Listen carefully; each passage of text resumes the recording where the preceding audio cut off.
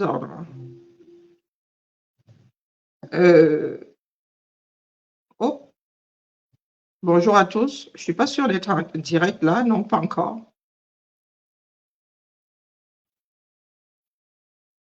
Ok. Je ne suis pas bien droite non plus. Pourquoi est-ce que pourquoi c'est penché là? J'ai pas l'impression d'être en direct, hein. Je dis ça, je dis rien. Ah, c'est fait, je suis en direct. Bonjour à tous. Bon début d'après-midi. Comme ça a été annoncé, je ne suis pas sûre que tout le monde ait eu l'annonce d'ailleurs. Nous allons travailler aujourd'hui autour du sujet, du grand sujet qui nous préoccupe tous, à savoir les prochaines échéances électorales au Cameroun. Tout part de l'inscription sur les listes électorales, quelque chose que nous attendons un peu plus tous les jours. Aujourd'hui, il s'agit de donner la parole à une personne, elle, qui a été sur le terrain, qui a vécu la chose de l'intérieur depuis les inscriptions jusqu'à la fin, jusqu'à la proclamation des résultats. Donc, je vous prie de bien vouloir accueillir Pascal.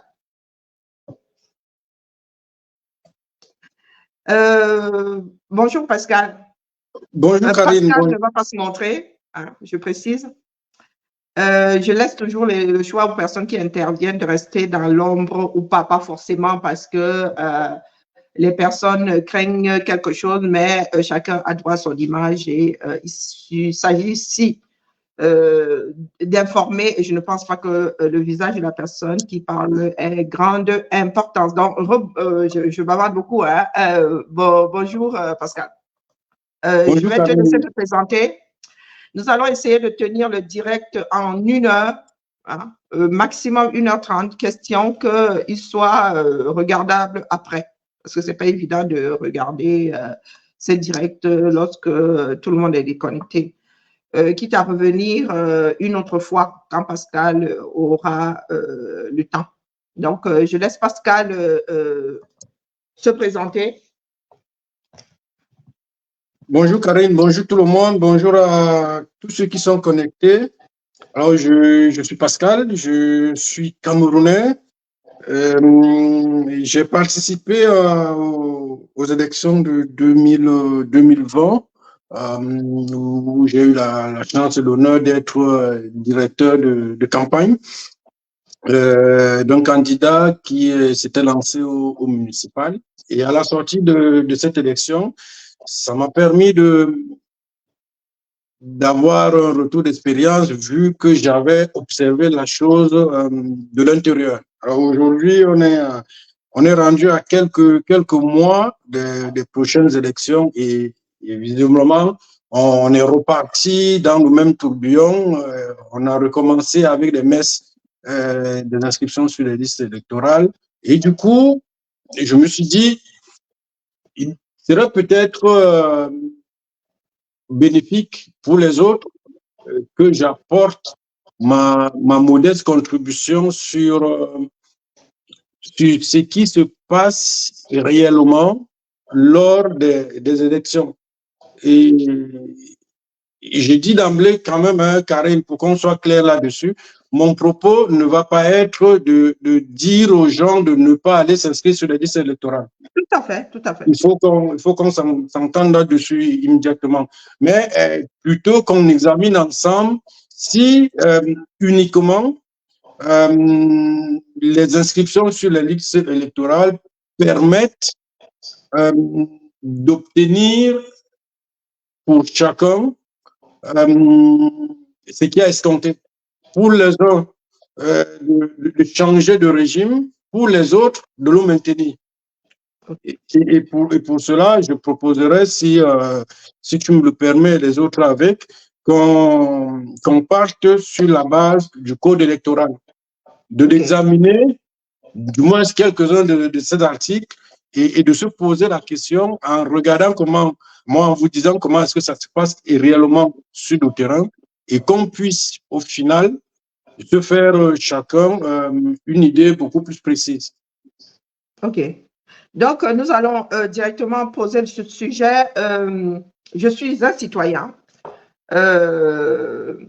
Quelqu'un, quelque part, veut se présenter aux élections municipales. Nous avons le système, nous avons l'État, nous avons la structure appelée ELECAM. Et voilà, entre janvier et le mois d'août, hein, je te prie de bien vouloir rectifier si je commets une erreur. Entre le mois de janvier et le mois d'août, les inscriptions sont ouvertes. Les inscriptions sur les listes électorales sont ouvertes pour un certain nombre de personnes, ceux qui ne s'y ont jamais inscrites, des personnes nouvelles ayant eu 20 ans, qui auront 20 ans, hein, ou tu vas nous corriger, ceux qui ont déjà 20 ans révolus ou qui auront 20 ans le jour des élections. Bon, bref, nous avons 8 mois pendant lesquels les Camerounais peuvent s'inscrire sur les listes électorales. De par ton retour d'expérience, parce que nous allons essayer d'aller pas à pas, de ne pas mettre la charrue avant les bœufs, parce que justement, le but n'est pas de vous dire d'aller vous inscrire sur les listes électorales, c'est de vous faire un retour d'expérience, question qu'on se rende compte qu'il ne suffit pas seulement de s'inscrire ou c'est suffisant, ou que ce n'est pas suffisant et il faut compléter, savoir où. Et ce n'est que son retour d'expérience, il faut préciser. Peut-être que les personnes ayant été directeurs ou directrices de campagne sur d'autres lieux ont peut-être vécu, hein, auront vécu autre chose. Et le canal est ouvert. Hein. Ceux qui ont un retour d'expérience sont priés de bien vouloir nous en faire part, parce que le but est de compléter des démarches ou de... comment dire, bon, bref, de se rapprocher de la réalité, ce qui se passe sur le terrain. Donc, s'inscrire sur les listes électorales au Cameroun, qu'est-ce que dit le code et qu'est-ce qui se passe sur le terrain? Quelles difficultés rencontrent et les gens de l'ECAM et les Camerounais et voilà, d'autres autorités qui font partie du processus. Oui, et je tiens ici, je te prie de bien vouloir m'excuser, Pascal, je tiens ici hein, à dire à ceux qui sont connectés là, moi, je ne suis pas du genre à vous demander de partager. Vous partagez ou pas. Mais demain, moi, je me fais le devoir, l'obligation même de mettre au devant de la scène ce que j'apprends dans les coulisses. Lorsque je juge que chacun devrait savoir à quoi s'en tenir, je le dépose. Maintenant, c'est à vous de voir si vous voulez que d'autres personnes entendent. Donc, vous allez partager ou pas. Moi, je fais ma part. Chacun doit apprendre à faire la sienne. Là, je vois que vous êtes 28 et c'est vraiment déplorable vu le système. Donc, je vais laisser Pascal dérouler et je vais essayer de ne pas trop lui couper la parole. À toi, Pascal. Merci, Karine. Ben, tu es tout à fait dans le sujet hein, par rapport à la période des inscriptions. Ça va du 1er janvier de l'année et ça s'achève le 31 août de la même année. Et il faut savoir qu'après le 31 août, l'ECAM a donc le temps de faire le toilettage, d'éliminer des doublons, de corriger des erreurs et puis d'afficher plus tard les listes toilettées. Et ça permet à chaque citoyen électeur de passer au bureau de l'ECAM et de vérifier si son inscription a été retranscrite correctement. Et en cas d'erreur sur cette liste, qui n'est que provisoire, chaque électeur remonte d'informations au bureau de l'ECAM qui fait des corrections nécessaires avant de revenir afficher la liste définitive. Il faut savoir que c'est normal.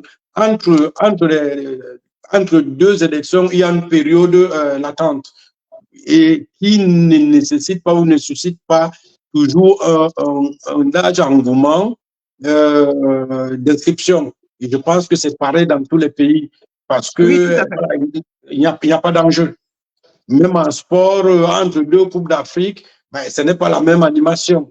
Donc, c'est normal ceux qui posent la question, mais attendez, pourquoi c'est maintenant que les partis politiques, tous se soulèvent et puis appellent aux inscriptions? Mais c'est normal parce que l'enjeu se rapproche et chacun essaie de ramener ses troupes.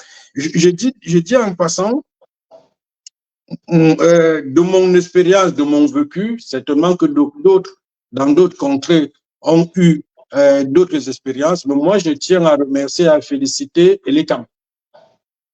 Très honnêtement, avant que je ne vive d'expérience, j'étais comme beaucoup, je tirais sur l'ECAM. Mais aujourd'hui, je me permets parfois de dire que s'il y a une institution dans tout le processus à qui il faut tirer un chapeau, c'est l'ECAM. Et l'ECAM fait preuve d'une neutralité et d'une disponibilité nulle pareille. Vous n'imaginez pas, quand vous êtes à Mouanko, pour ceux qui connaissent Mouanko, ou vous êtes à Penka Michel, ou à Fondomoukwet, au Fond, à Bafang, et que vous êtes un agent de l'ECAM. Vous êtes dans un village qui s'étale sur 60 km linéaires, vous avez 40 villages à couvrir, on vous met dans un petit bureau avec vos 2 kits d'enregistrement, vous n'avez pas de moyens de locomotion. Quand vous avez la chance, vous avez une vieille moto qui a fini par rendre l'âme, vous n'avez pas de station-service aux alentours, mais il vous est demandé de couvrir le terrain. En général, ce qui est pensé, c'est que, ben voilà, puisque il est quand même un bureau fixe qui est ouvert comme tous les bureaux administratifs, je sais, de 7h à 15h, il est supposé que chaque personne qui voudrait s'inscrire devra passer à ce bureau. Mais quand je vous ai décrit l'enclavement de nos villages, ça pose un problème. Celui qui est à l'autre bout du village, qui vit de ses activités agricoles, il faudrait qu'il ait suffisamment de motivation pour se déplacer au bureau de l'ECAM. Mais nonobstant ça, moi je dis, et l'ECAM se déplace. Malgré les moyens, moi j'ai vu dans mon expérience, le personnel de l'ECAM avait des moyens que je pouvais mettre à leur disposition, se déplacer, même les dimanches. Même les dimanches, voir un calendrier préétabli, aller dans chaque village et essayer d'inscrire. Et sans te couper, hein, il faudrait que les Camerounais sachent, parce que très souvent nous parlons des choses sans en connaître les contours. Les agents et l'ECAM travaillent spécifiquement pour l'ECAM. Ce ne sont pas les agents d'un ministère qui sont détachés ponctuellement pour faire ce travail du moins, lorsque la période électorale arrive, lorsqu'il y a, tu vois, voilà, tout le monde, beaucoup de personnes veulent s'inscrire. Ce sont vraiment des personnes qui travaillent pour l'ECAM spécifique, qui ne travaillent que pour l'ECAM, qui travaillent sur les listes électorales, qui travaillent selon le code électoral, hein, qui ne travaillent que pour ça toute l'année. Ils sont fonctionnaires ou, je ne sais pas, ils ont des contrats à durée indéterminée, parce qu'il faudrait aussi qu'on sache comme ça, par rapport à leur réaction, on peut réajuster ou donner des conseils. Ces personnes-là ont quel statut exactement? Je ne veux pas trop rester sur les cas, mais de ce que j'avais compris en échangeant avec eux, c'est des agents ELECAM exclusivement. Okay. Parce que pendant la période, moi j'ai fait à peu près 2 ans et demi, parce qu'il fallait préparer la campagne. Il faut dire qu'on ne s'improvise pas candidat. Il faut sentir le truc. Il faut qu'il y ait une motivation, il faut qu'il y ait quelque chose qui vous amène à vouloir apporter votre contribution au bien-être des vôtres. Et ça se prépare. Quand on a eu ce déclic-là, il faut travailler. On ne peut pas s'improviser. Donc moi, j'ai passé 2 ans et demi ou 3 ans à côtoyer des agents de l'ECAM. Et pendant cette période, il y en a qui ont été affectés dans d'autres bureaux, dans d'autres démembrements, pour dire que affectés par l'ECAM. Okay. Les chefs d'antenne peuvent être redéployés par l'ECAM. Ce n'est pas des fonctionnaires d'une autre administration. Okay. Et pour ajouter autre chose à l'ECAM, et là, peut-être pour le déplorer, mais c'est pour le bien de tout le monde. Moi, j'ai vu des agents de l'ECAM, parce que conscient du problème des cartes d'identité qui existent, j'ai vu les agents de l'ECAM inscrire avec des actes de naissance. Okay. Ce qui est une entorse. Par le code électoral. Voilà. Mais ce qui est un peu une entorse, parce que avec l'acte de naissance, il n'y a pas de photo. Oui, on ne peut pas identifier la personne. Voilà. Mais comme EDECAM, ils prennent une photo et les empruntent au moment de l'inscription, ils se disent, OK, au moins, le gars qui habite à Yassoukou, il n'a pas de poste d'identification. Pour faire sa carte d'identité, il faut qu'il se rende à la ville la plus proche, qui est à 30 km. Et sur cette route-là, il a 3 contrôles de gendarmerie. À chaque contrôle de gendarmerie, il faudra qu'il paye 2000 parce qu'il n'a pas de carte d'identité qu'il est en train d'aller faire. Donc, au troisième poste de gendarmerie, il n'a même plus un centime.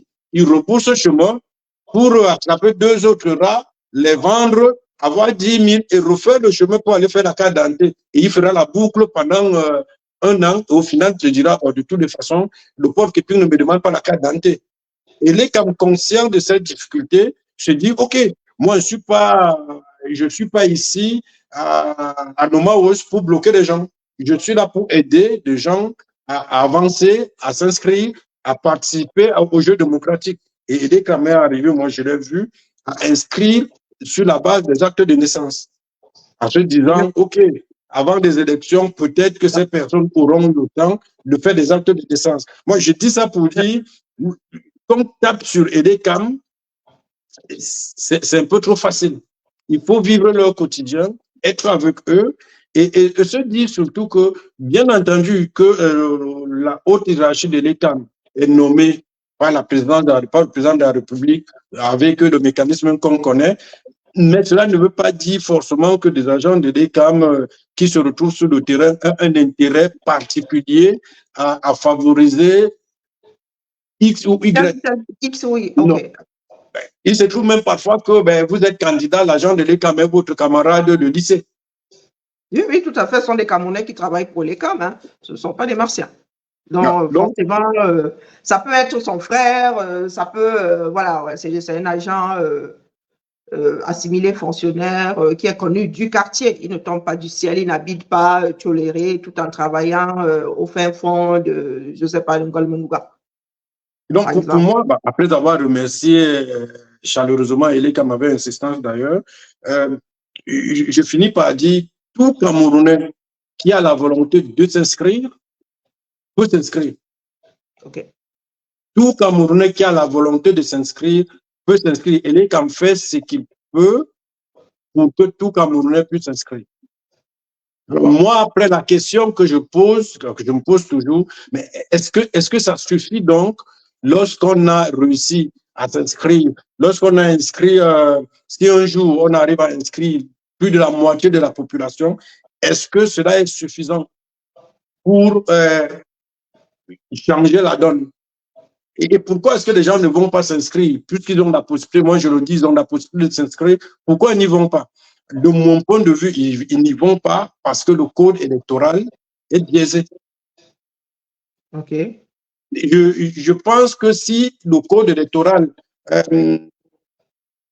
offrait les garanties nécessaires d'un jeu électoral beaucoup plus transparent, avec un jeu plus ouvert, je pense que beaucoup de Camerounais se sentiraient beaucoup plus motivés. Mais toutefois, il faut d'abord s'inscrire, je suis d'accord, parce que si vous n'êtes pas inscrit, même si vous avez un code électoral qui soit le meilleur du monde, si vous n'êtes pas inscrit, vous êtes à côté de la plaque. Et d'ailleurs, je profite pour poser une question à tous ceux qui, on voit ça aujourd'hui, hein, les gens, chacun veut s'approprier l'inscription sur les listes électorales. C'est chacun qui dit, je suis le premier à demander que les gens aillent s'inscrire. OK, mais si les inscriptions sur les listes étaient donc la panacée, pourquoi, et surtout qu'aujourd'hui, tous les Camerounais, et moi je vois sur les réseaux sociaux, chacun tag, mais t'as pas ta carte, tu ne me parles pas. Mais pourquoi est-ce que collectivement, on n'a pas demandé ou nous ne demandons pas que l'inscription devienne obligatoire? Ça résout le problème. Mais obligatoire par rapport à partir de quel fichier où la contrainte serait appliquée, comment? Et avant que je n'oublie, selon toi, le problème, ce ne sont pas les inscriptions, mais entre ceux qui s'inscrivent et la liste définitive, il arrive qu'il y en ait qui soient inscrits et qui ne retrouvent pas leur nom sur les listes électorales ou qui ne reçoivent pas leur carte d'électeur. À quoi est-ce que c'est dû? Partant du principe qu'aucun système n'est fiable, hein, est-ce que on peut accuser Elé quand même de faire disparaître 2-3 inscrits entre la période des inscriptions et la veille des élections, le jour où ils éditent les listes définitives? Parce qu'il y en a qui vont dire, parce qu'on se retrouve souvent avec des personnes qui disent « je me suis inscrite, mais je ne trouve pas mon nom » ou « j'ai ma carte d'électeur, je ne trouve pas mon nom » ou « j'ai mon nom inscrit, mais je n'ai pas ma carte d'électeur ». Est-ce que là où toi, tu t'étais présenté, tu as rencontré ce problème et à quelle hauteur pour qu'on mesure et pour qu'on sache si ces manquements sont dus à la mauvaise foi ou juste à la gestion des données qui peut ne pas être parfaite? Aucun système n'est infaillible. Et de ce que moi j'ai observé, je n'ai pas vu une volonté manifeste de l'ECAM de faire disparaître des noms des personnes qui se sont inscrites. Dès l'inscription, le même jour, vous avez le récépissé. OK.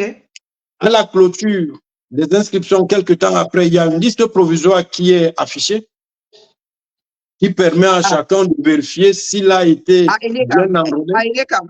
À Elecam. OK. Elle est affichée à Elecam. Il n'y a pas de site internet, rien, pour ceux qui sont loin. Non, je pense qu'on est encore loin de là. Dans nos villages, il n'y a pas d'électricité. Dans pas mal de nos villages, vous n'avez pas de réseau téléphonique, pour ne pas dire Internet. Donc, peut-être qu'à l'avenir, oui, on pourra… Tout le monde n'est pas villageois. Partant du principe que tout le monde n'est pas villageois.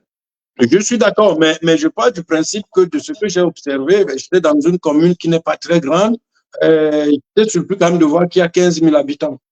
C'est pour dire qu'au Cameroun, minimum la moitié de Camerounais sont dans les villages. Contrairement à ce qu'on peut penser.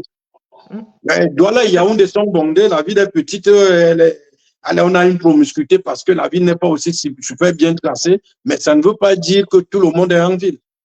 Non, si nous sommes 30 millions et que Yaoundé a 4 millions et Douala 6 millions, ben, il nous reste 20 à répartir sur le reste du territoire. Donc, moi, je dis, je n'ai pas vu la volonté manifeste de l'ECAM de soustraire des noms. Okay. Encore qu'il y a tout ce processus qui permet de faire des contrôles, qui donne la possibilité aux citoyens de venir regarder et de faire remonter l'information. Il peut toujours arriver que, voilà, qu'il y ait au niveau de la manipulation des données, des erreurs qui… mais de là où moi j'étais, je peux affirmer que ces erreurs n'étaient pas de nature à bouleverser significativement l'équilibre. OK. Alors l'autre question que tu me posais, oui, mais sur quelle base est-ce qu'on rendrait obligatoire? Le cadre national d'identité est obligatoire. Pour qui? Pour tout citoyen. Oui, mais sauf que l'État ne joue pas le jeu. Mais puisque Elecam est plus déployé que des postes d'identification. On a un poste d'Elecam dans chaque commune. On n'a pas un poste d'identification dans chaque commune. Ça veut dire que chaque citoyen camerounais, pour peu qu'il le veuille un peu, il peut avoir sa carte d'électeur. Là, on a eu une élection en 2020. Les prochaines, c'est en 2025. Donc, on a 5 ans. C'est difficile de concevoir que, malgré les difficultés que j'ai énumérées tout à l'heure, dues à l'enclavement, que nos citoyens camerounais, malgré des efforts de l'ECAM, ne puissent pas obtenir une carte d'électeur. Comme on est donc tous d'accord et qu'aujourd'hui, tout le monde chante qu'il faut aller s'inscrire, pourquoi collectivement, on ne va pas faire un pacte, c'est-à-dire une loi qui rend obligatoire la possession d'une carte d'électeur? Mais ça reviendrait à pallier aussi un certain nombre de choses. Pour avoir la carte d'électeur, il faut déjà Bon, avoir la carte d'identité, il faut y avoir un acte de naissance. Certains n'ont pas d'acte de naissance au Cameroun, donc ne peuvent pas avoir de carte d'électeur et ne devraient pas en principe ne peuvent pas avoir de carte d'identité nationale, donc en principe ne pourraient pas avoir de carte d'électeur, puisque de toute façon, pour voter, il faut ta carte d'identité nationale. En fait, c'est tout un système qui finit par se mordre la queue. On est donc dans la même logique, c'est-à-dire faire croire aux gens qu'il faille qu'on s'inscrive massivement pour résoudre définitivement le problème et faire l'autruche de ne pas rendre la carte de lecteur obligatoire, ce serait... Il faudrait déjà que l'État puisse pallier à ses propres manquements, à savoir rendre la carte d'identité. Quand je dis obligatoire, c'est qu'ils sont obligés de donner à chaque Camerounais qui viendra en faire la demande de la carte d'identité. Ici, en France, c'est pas, nous n'allons pas nous inscrire sur les listes électorales, sauf si nous, entre-temps, nous avons eu à déménager. Ils ont une base déjà, voilà, qui est nourrie par un certain nombre d'éléments, à savoir, à 16 ans, lorsque nos enfants vont s'identifier vivants, on sait que 2 ans plus tard, ils vont avoir 18 ans, du moins. Ici, on s'identifie vivant, les enfants je le rappelle, là, ça me permet de rappeler aux parents qui ont des enfants qui ont 15 ans ou 16 ans, qui ont moins de 18 ans, d'aller se déclarer à la mairie vivant. Oui, parce qu'entre-temps, il y a des personnes qui peuvent sortir du territoire, qui peuvent décéder à l'étranger. Ça permet aussi au système de les mettre sur les listes électorales quand ils et elles auront 18 ans. Donc ici, il y a déjà une base sur laquelle l'État travaille. Si je déménage, oui, je suis tenu d'aller dire que j'ai déménagé, sinon mon nom va être sur des listes électorales de mon ancienne commune. Hormis ça, il y a des systèmes automatiques qui permettent, qui nourrissent les listes électorales, qui nourrissent, voilà, plusieurs choses, quoi. Le fait que quasiment tout soit numérisé et qu'il y ait des liens entre les structures, nous n'avons pas vraiment besoin. Si tu es né quelque part, tu n'as pas eu à déménager, hormis aller aller dire que tu es vivant, hormis ça, tu es d'office sur les listes électorales. Donc, ce n'est pas forcément aux Camerounais, ce n'est pas eux que l'affaire là revient, c'est à l'entité étatique d'être performante quand il s'agit de ses devoirs régaliens. Moi, je pense que les manquements se trouvent au niveau de l'État. Grand-chose n'est pas numérisé chez nous. Donc, il faut que voilà, l'individu fasse des acrobaties pour avoir l'acte de naissance, pour déclarer déjà la naissance de ses enfants. Donc, bref, dans les campagnes, nous savons que ce n'est pas la chose la mieux partagée, hein, à se rapprocher de l'administration. Bon, bref, puisque nous n'avons qu'une heure, nous allons essayer d'avancer un tout petit peu. Maintenant, nous nous sommes inscrits et inscrits sur les listes électorales. Ils ont besoin des 4 derniers mois de l'année pour gérer les données, pour affiner la chose en attendant l'ouverture l'année d'après. C'est le fonctionnement de toute structure administrative. Hein. Il ne faut pas croire, même dans nos mairies, là, il y a des horaires pour faire certaines choses. Quand c'est fermé très souvent, c'est parce qu'ils font autre chose. Même pour nos visas, hein, on vous accueille le matin pour pouvoir étudier les demandes l'après-midi. Même le chirurgien opère le matin et fait sa tournée auprès de ses patients l'après-midi. Et voilà. Bon, bref. Maintenant, nous nous sommes inscrits.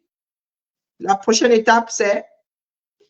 Voilà, justement, on a donc, les citoyens là réussi à s'inscrire. J'essaie d'expliquer pourquoi ils ne sont pas motivés.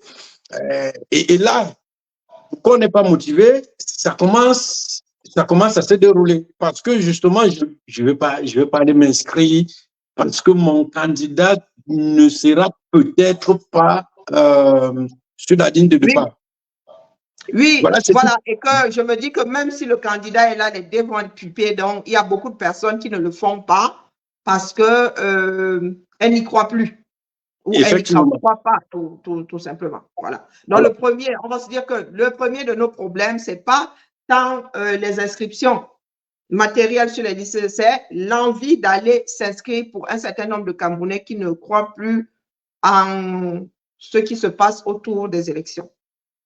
Effectivement, ça c'est ce que moi je pense. Et pourquoi on n'y croit pas? On n'y croit pas parce qu'on a un code électoral qui je ne veux pas dire que les sommités qui l'ont rédigé avaient cette malice de piper les dés. C'est pas ce que je dis. Mais je pense peut-être que le code électoral a été rattrapé et dépassé par l'intelligence humaine. Aucun texte de loi, il y a très peu de textes de loi qui ne soient pas rattrapés par l'intelligence humaine. Et c'est pourquoi de temps en temps, on réajuste et puis on resserre les boulons. Parce qu'au moment où on a pensé à un dispositif, les gens ne réfléchissaient pas de la même façon. On n'avait pas d'intelligence artificielle aujourd'hui. Les simulations sur ordinateur n'étaient pas aussi poussées. Et dès qu'on se rend compte que, ben, tiens, on avait pris cette loi et aujourd'hui on se rend compte que les gens arrivent à la contourner, il est peut-être temps de rectifier le tir et de réajuster. Sans être partisan d'un camp ou d'un autre. Il faut qu'on soit dans la neutralité pour le faire. Alors moi, j'ai dit le code électoral. Première chose, quand on observe article 170, qui donne la possibilité au président de la République, par exemple, là je rentre dans le calendrier électoral.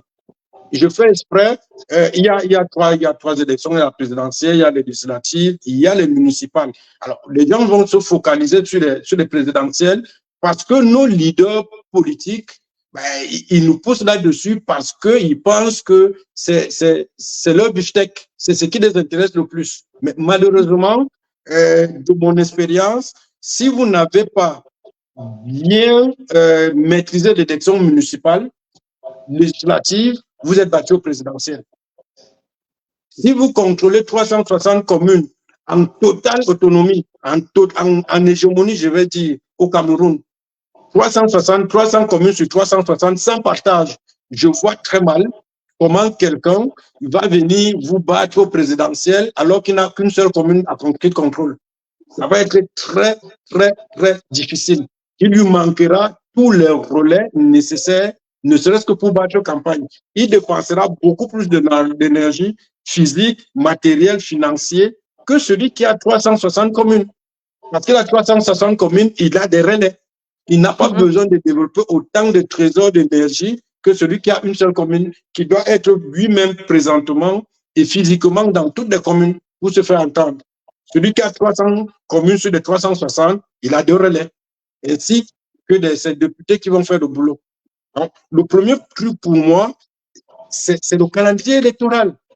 Alors, le code électoral a donné au président de la République la possibilité de prolonger ou d'abroger par décret le mandat, par exemple, des conseillers municipaux. Et on nous dit qu'il peut prolonger pour une durée n'excédant pas 18 mois. Mais je vous dis 18 mois, c'est 1 an et demi, c'est long. Ça veut dire que vous voulez être candidat à une mairie, mais vous ne savez pas exactement quand est-ce que la compétition va commencer. Il faut dire que pour aller dans une compétition, il faut se préparer. Il faut préparer ses moyens, affiner sa stratégie, élaborer un processus d'attaque et de conquête. Si on reste dans la théorie, la prochaine élection municipale aura lieu au mois de février. Le corps électoral sera convoqué 90 jours avant. Alors, si on peut remonter comme ça, on peut faire remonter un homme politique qui est intéressé à la chose, il peut faire ce calcul et s'écaler un peu. Mais sauf qu'attention, le président de la République peut prolonger pour une durée de 18 mois. Mais ça devrait être exceptionnel. C'est une porte de sortie au cas où, même en France, il nous est arrivé de prolonger les mandats des maires. Au cas où on a un problème spécifique. Oui, voilà. Donc, c'est une porte de sortie qui n'est pas forcément mauvaise, mais ça dépend de l'utilisation que le président en fait, quoi. Et finalement, le problème sont les hommes, ne sont pas forcément les textes, sont les hommes les problèmes. Les textes, celui du Cameroun, moi, je trouve qu'il a un problème parce qu'il n'a pas encadré. Alors, on nous dit 18 mois, mais il peut prolonger en combien de fois? Ah, il y a un vide juridique, quoi. Mais justement, c'est trop ouvert. Justement, qu'est-ce qu'il va vous faire? Et on a vu ça sur le terrain. Il attend presque le dernier moment pour prolonger de 6 mois. Mais quand on a prolongé de 6 mois, vous en mettez de toutes vos forces, vous vous échauffez, vous vous lancez dans la bataille, vous vous dites, OK, c'est dans 6 mois, donc il faut que je sois prêt. Mais quand il arrive à la limite, il regarde, il prend l'information, il se demande ben, où se trouvent mes concurrents, quelles sont leurs énergies. On lui dit, mais attention, ils sont chauffés à bloc, là, ils sont au sprint, là, c'est dangereux. Ah, il vous prolonge encore de 6 mois. Vous avez épuisé de toutes vos forces. S'il vous fait ça 3 fois, lorsque vous arrivez à la compétition proprement dit, vous tirez la langue. Oui, puisque beaucoup de candidats n'ont pas de moyens illimités. Effectivement. Donc ça, c'est de très mauvaise guerre. Ça, c'est un problème. Et l'autre dit, moi je le dis, je n'observe pas en tant que LDPC ou parti d'opposition. Et je dis d'ailleurs parfois dans ma petite réflexion, je me dis, c'est pourquoi aucun leader de l'opposition, aucun leader politique ne veut fondamentalement changer vraiment le code électoral. J'ai l'impression que tout le monde peut en hériter. Le problème, c'est... Oui, puisque ça arrange beaucoup la personne qui le manipule. Beaucoup, voilà. Donc, pourquoi est-ce que je vais aller réclamer une équité et si jamais demain c'est moi qui me retrouve aux commandes, eh bien, je n'aurai pas les armes pour manipuler comme je l'aurais voulu. Donc, du coup, on peut vouloir faire partie de celui qui en profite que de le modifier. Donc, oui. ça c'est, pour moi, ça c'est un élément fondamental. Ça fait les dents. Non, mais quand moi j'entends donc...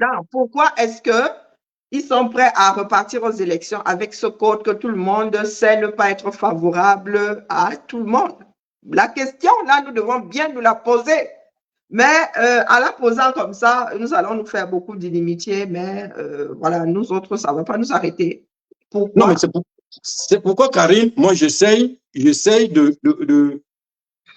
d'aller dans le texte et que chacun se donne son opinion. Alors, moi, il y a un autre problème. On est sur l'article 172, je crois, alinéa 2, alors qui va parler de la répartition, après le vote, de la répartition des sièges. Je trouve pour ma part que pour une démocratie naissante comme celle du Cameroun, où on a envie de faire vivre des énergies et apporter un souffle nouveau pour qu'il y ait beaucoup de réflexion et que les choses se mettent en mouvement. On peut être pour ou contre, mais moi je me dirais, pourquoi est-ce que ne pas aller forcément et à tout prix sur la proportionnelle? C'est-à-dire que sur une commune, il y a eu deux listes. Il y a la liste A qui a 90% de suffrage, très bien, et la liste B qui a 10%.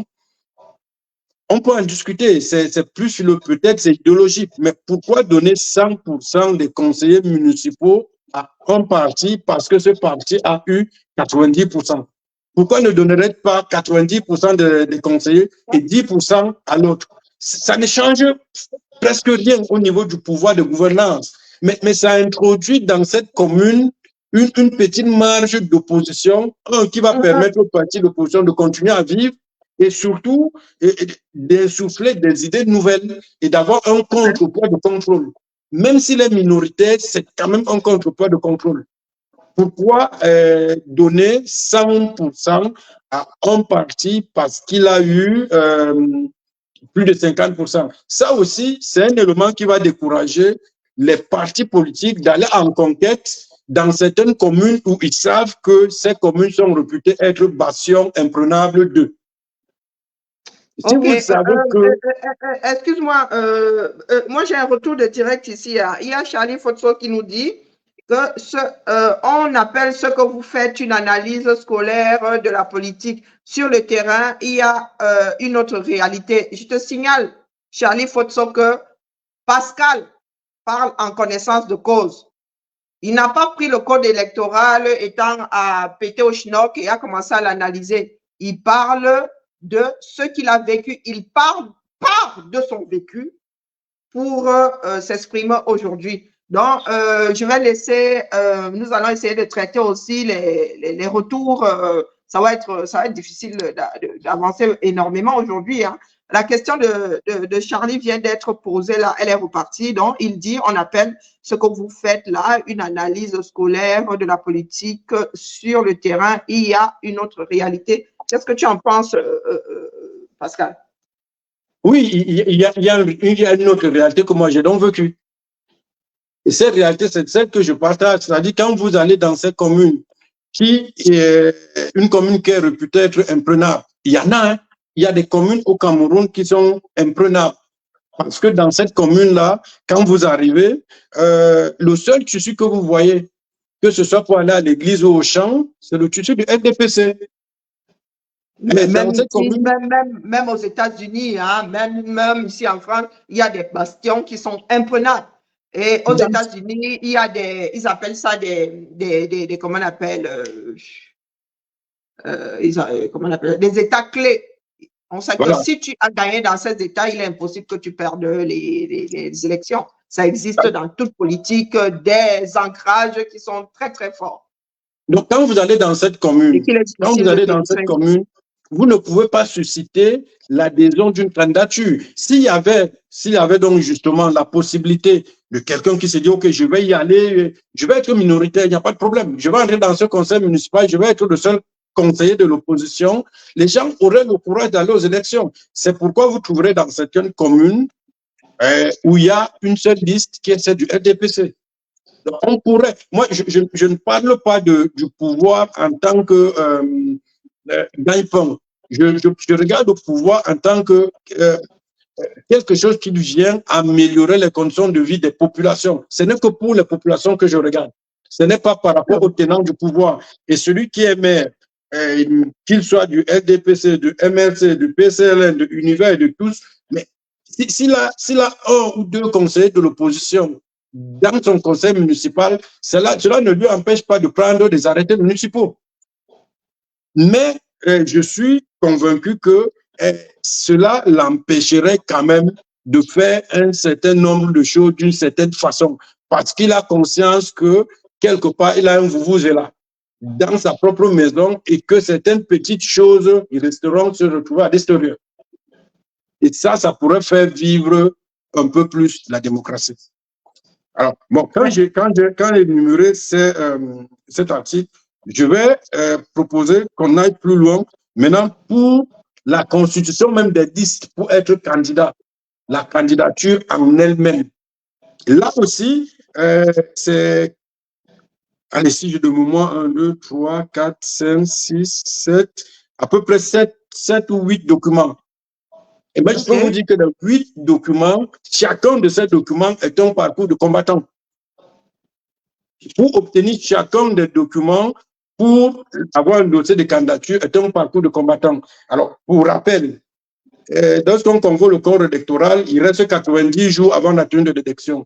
Une fois le corps électoral convoqué, il n'y a plus d'inscription sur les listes, sauf cas exceptionnels de certaines personnes parce que mutées, parce que démobilisées, comme des militaires. Ça, c'est des cas exceptionnels.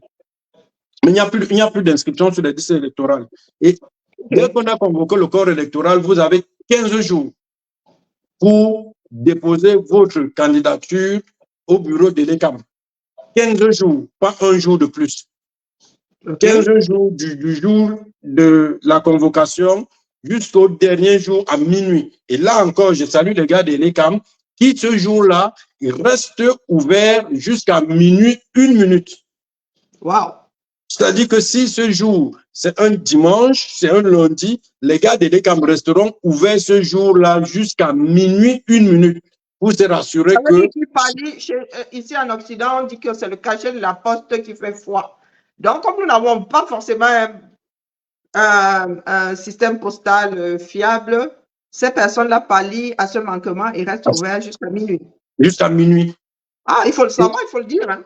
Et vous dites que si à minuit, moi j'ai vu des cas, si à 23h58, vous franchissez la porte de l'ECAM avec votre dossier, il faut savoir qu'on ne le dépose pas comme ça. C'est toute une formalité, c'est des formalités. Hein. Ça prend déposer un dossier de candidature pour une commune, ça prend minimum 1 heure de remplissage. De formalité. Mais dès que vous avez franchi la porte de l'ECAM, même si c'est 23h58, vous êtes réputé être dans les délais. Tout à fait. Et ils vont recevoir votre dossier. Alors moi, je disais, vous avez 15 jours, pas 1 jour de plus, pas 1 heure de plus. Alors pendant les 15 jours, il vous faut la déclaration de candidature pour chaque candidat. Quand vous êtes dans une commune de 15 000 habitants, jusqu'à 50 000 habitants, ça vous fait 25 candidats. 25 candidats pour une commune jusqu'à 50 000 habitants. Il vous faut donc, pour chaque candidat, présenter une déclaration de candidature. Je passe là. Qui consiste donc, dans la déclaration de candidature, elle doit être rédigée en 3 exemplaires. Et là encore, il faut savoir quel exemplaire, avec signature légalisée, ce que je trouve bien. Mais il faut aussi noter que vous êtes dans une commune, il n'y a pas de commissariat. La signature légalisée n'est recueillie qu'au commissariat. Vous allez à la gendarmerie, ils vont vous dire, nous, on n'est pas habilité à recevoir les signatures, à légaliser des signatures. Il vous faut donc quitter Gormapoubi, retrouver la ville la plus proche pour aller dans un commissariat légaliser la signature. Je vais vous dire que vous êtes à Matoy, au fond de la brousse, où vous avez une seule voiture par jour qui va vous ramener, pardon, mes frères de Boumyébé, je n'ai rien qu'on ne dit pas que c'est ça, mais qui vous ramène à Boumyébé. Vous imaginez, et vous avez une population qui ne vit que, pour dire vrai, nos populations dans nos villages sont pauvres. Donc, c'est un parcours de combattants. On ne devrait pas mettre autant d'embûches pour une compétition comme celle-là. On pourrait les choses pourraient être simplifiées, quoi. Les choses pourraient être simplifiées. Pourquoi ne pas légaliser la signature à la gendarmerie? Mais non, ce n'est qu'au commissariat. Alors, ça passe, parce que vous parvenez quand même à le faire. Alors, on vous demande un essai d'acte de naissance datant de moins de 3 mois. Il faut voir Karine. Je dis presque le texte, hein, je le recite parce que je le connais, mais c'est comme ça qu'il est écrit. On vous dit d'un essai d'acte de naissance datant de moins de 3 mois. C'est dit facile, non? Est-ce que ça paraît être difficile? Alors, mais c'est quoi un essai d'acte de naissance? Alors, en fait, un essai d'acte de naissance, je l'ai découvert en me mettant Il y a des extraits d'actes de naissance au Cameroun où il y a des copies certifiées. Non, il y a des extraits d'actes de naissance. En fait, c'est un imprimé qui est à l'entête de la mairie de votre naissance, sur lequel on va écrire votre nom, votre prénom, votre date, lieu de naissance et votre filiation. Et cet extrait ne peut être signé que par l'officier d'état civil de votre lieu de naissance. Donc, si je suis né à Tcholéré, que désormais je suis à Bipindi, je suis mal. Hein? Il faut aller l'obtenir à Tcholéré. Alors, mais Karine née à Tcholéré, qui postule à la mairie de Bipindi de son village, tant mieux. Tant mieux, Karine est chanceuse. C'est tout le bien que je souhaite à tous les candidats. Parce que quand tu vas là à Tcholéré, tout ce qui te coûte, c'est le transport et puis aller, voilà. Le maire de Tcholéré va te le donner. Il n'y a pas de souci pour lui. Ah ben, mais si Karine est à Bipindi et que le maire de Bipindi a constaté que Karine vient le challenger, soyons honnêtes. On ne va pas leur demander de faire ce que nous on ne fera pas. Moi, si je suis maire de Benga Michel et que Kamdem vient me challenger, ben, je peux te rassurer que ton essai d'acte de naissance, ben, tu attendras 14 jours, tu ne l'auras pas. Ça, c'est pas bien, c'est pas faire du tout. Et ça, c'est ce qui se fait sur le terrain. Moi, j'ai vu des maires prendre des décisions totalement illégales. Dès qu'on a convoqué le corps électoral, il sort une note retirant la signature à tous ces adjoints qui pourtant ont la fonction d'officier d'état civil de par leur élection. Dès que vous êtes adjoint au maire, vous avez la fonction d'officier d'état civil. Mais ils sortent une note, ils vous retirent cette possibilité-là. Non, moi j'ai vu d'autres qui vont plus loin. Il va dans la salle des archives, il change le cadenas, il prend la clé, il l'attache sur ses rênes et il se balade avec. Parce que l'essai d'acte de naissance ne peut être signé qu'après vérification de la souche. La souche qui est dans la salle des archives. Oui, de l'original, quoi. Donc, vous venez avec votre acte de naissance, vous faites votre demande, on remplit le formulaire de distrait, on ramène chez le maire après qu'il ait vérifié. Mais sauf que le maire, il ferme la salle des archives à double tour. Vous n'avez même pas la possibilité de faire des vérifications vous-même. OK. Et gardons-nous à l'esprit qu'on a 14 jours. C'est quoi j'ai dit tout à l'heure, chacun de ces documents est un parcours de combattant. Si vous prenez déjà 2 jours pour obtenir des extraits de l'acte de naissance et vous avez une liste de 25 personnes. Et c'est pour cela que je ne comprenais pas quand tu disais que chaque document, obtenir chaque document est un parcours du combattant. Je me suis dit, une copie d'acte de naissance certifié, c'est pas aussi compliqué que ça. Maintenant que tu l'expliques, oui, je comprends tout à fait ces candidats qui, à un âge moins, je sais pas, 12 heures, passent souvent sur des chaînes télé en pleurant, en disant qu'ils n'y arrivent pas parce qu'il y a des blocus de partout. Et ça aussi, il faudrait que nos frères et sœurs le comprennent. Hein. Il n'y a pas que les élections présidentielles. Dans les pays où nous vivons, les élections les plus importantes sont les élections locales, hein. Donc législatives et municipales. Ce sont ces personnes-là qui régissent nos cités. Donc, dites-vous que même pour ceux qui se présentent au présidentiel, ils rencontrent ces mêmes problèmes. Ils sont moins nombreux, mais ils rencontrent tout autant ces problèmes-là. Alors, la question que je pose naïvement, hein, est-ce qu'on ne pourrait pas trouver une solution à ça? Oui, oui, on peut alléger. Les choses peuvent être allégées. Oui, oui. Pourquoi ne pas mettre, moi je dis une photocopie de l'acte de naissance? Parce que si on a le temps aujourd'hui, bien un autre jour, on arrivera au contentieux préélectoral qui, là encore, ouvre un large champ de vérification de tout ce qu'on va produire. Parce que, pour anticiper, quand ELECAM reçoit votre dossier, ELECAM n'a pas la possibilité de faire des vérifications. Cet essai d'acte de naissance, ELECAM n'a pas la possibilité de vérifier si c'est l'officier d'état civil de cette mairie qui l'a signé. Oui, tout à fait. Et même, nous, là où il y a beaucoup qui sont en Occident, les agents de mairie qui sont, comment on appelle, qui ont le droit de vous sortir votre extrait d'acte de naissance et mettre la marienne dessus et signer. Ce sont les agents de la mairie, les agents d'état civil. Ce ne sont même pas les adjoints qui le font ici, ce ne sont pas les conseillers municipaux qui le font ici, ce sont des agents de la fonction publique, ceux qui travaillent pour l'état civil, qui ont le droit d'extraire les données et de certifier l'authenticité de la chose. Mais pourquoi est-ce que chez nous, ce qui peut être simple paraît si compliqué? Et mieux encore, Karine, et mieux encore, le maire de la commune signera un essai d'acte de naissance pour quelqu'un dont l'acte de naissance est totalement irrégulier. Et l'ECAM n'a aucun moyen de le vérifier. Parce que l'ECAM n'a pas la souche. Et l'ECAM n'a pas l'acte de naissance. Et l'ECAM a juste des questions. Donc, en cas d'opposition, on est mal. C'est pour cela que moi, je dis, de toute façon, au Cameroun, la signature ne veut rien dire. Hein. Dire que ça a été signé par les législateurs, ça ne veut rien dire dans la mesure où il y a ce que nous appelons le tchoko. Alors, moi, je vais prendre un exemple. Je prends un exemple simple, parce que je l'ai vécu.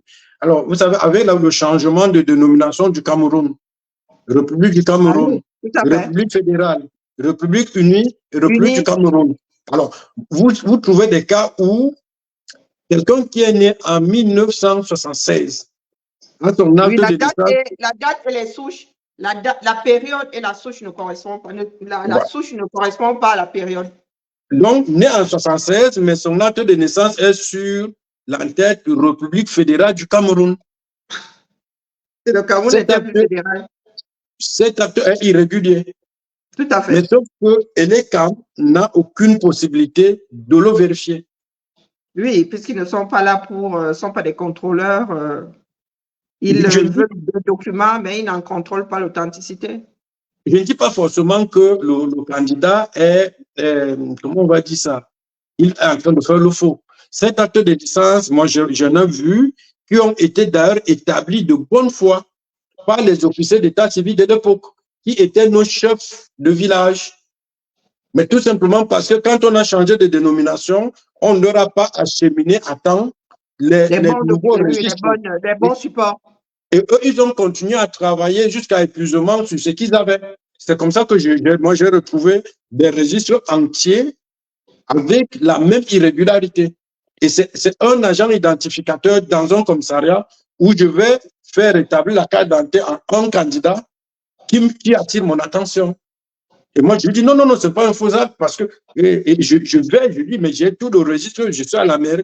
Il me dit, oui, que tout le registre soit fait comme ça, cela ne veut pourtant pas autant dire qu'une erreur faite par plusieurs personnes ou plusieurs fois cesse d'être une erreur. Ces actes-là sont frappés de nudité. Et vous avez un maire qui est assis dans cette mairie pendant 2 mandatures et qui a continué à conserver dans ses archives des actes de naissance totalement irréguliers. Moi, je suis allé au Burek, qui est le bureau qui gère les actes de naissance à Yaoundé. Je suis allé leur demander, mais attendez, vous donnez un coup de main aux mairies, vous allez dans les mairies faire des inspections au niveau de l'état civil. Comment ça se fait-il que ces actes soient archivés avec ces irrégularités et sans que vous n'ayez rien à faire? Il n'y a pas de contrôle, il n'y a pas de discipline, il n'y a pas de contrôle. Mais c'est ça aussi qui devient problématique lorsqu'on se retrouve dans un État hyper centralisé. Si le sommet ne pense pas un certain nombre de choses, ben, les arrière-postes se retrouvent découverts. Si ça se trouve, même vous allez en plein Yaoundé, vous allez trouver des personnes qui ont fonctionné et des documents qui n'étaient pas mis à jour. Non, j'en ai trouvé à Yaoundé. Voilà, il faut en tenir compte. C'est aussi au législateur d'en tenir compte et de se dire que c'est une erreur, mais venant du législateur, ce n'est pas l'erreur de la personne qui est venue au monde, qui est venue au monde et pour qui on a rédigé l'acte de naissance sur des souches qui n'étaient plus actuelles. Donc ça peut être résolu. On reste sur le processus. Après l'extrait d'acte de naissance, il vous faut un certificat de nationalité normal. Le certificat de nationalité, il s'obtient à la mairie, au tribunal. Peu importe le tribunal où vous trouvez, vous pouvez avoir votre extrait d'acte de nationalité.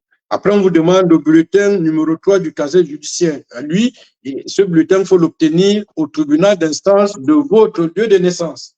Oh, Tcholéré, bonjour. Alors, là aussi, là, quand on va arriver à la fin du contentieux préélectoral, on va comprendre que ces choses, on peut peut-être les améliorer. Parce que vous allez trouver des cas où quelqu'un a été condamné à Buea et puis il veut être candidat à Guédigui. Il va vous produire un essai d'acte de naissance venant de Buea.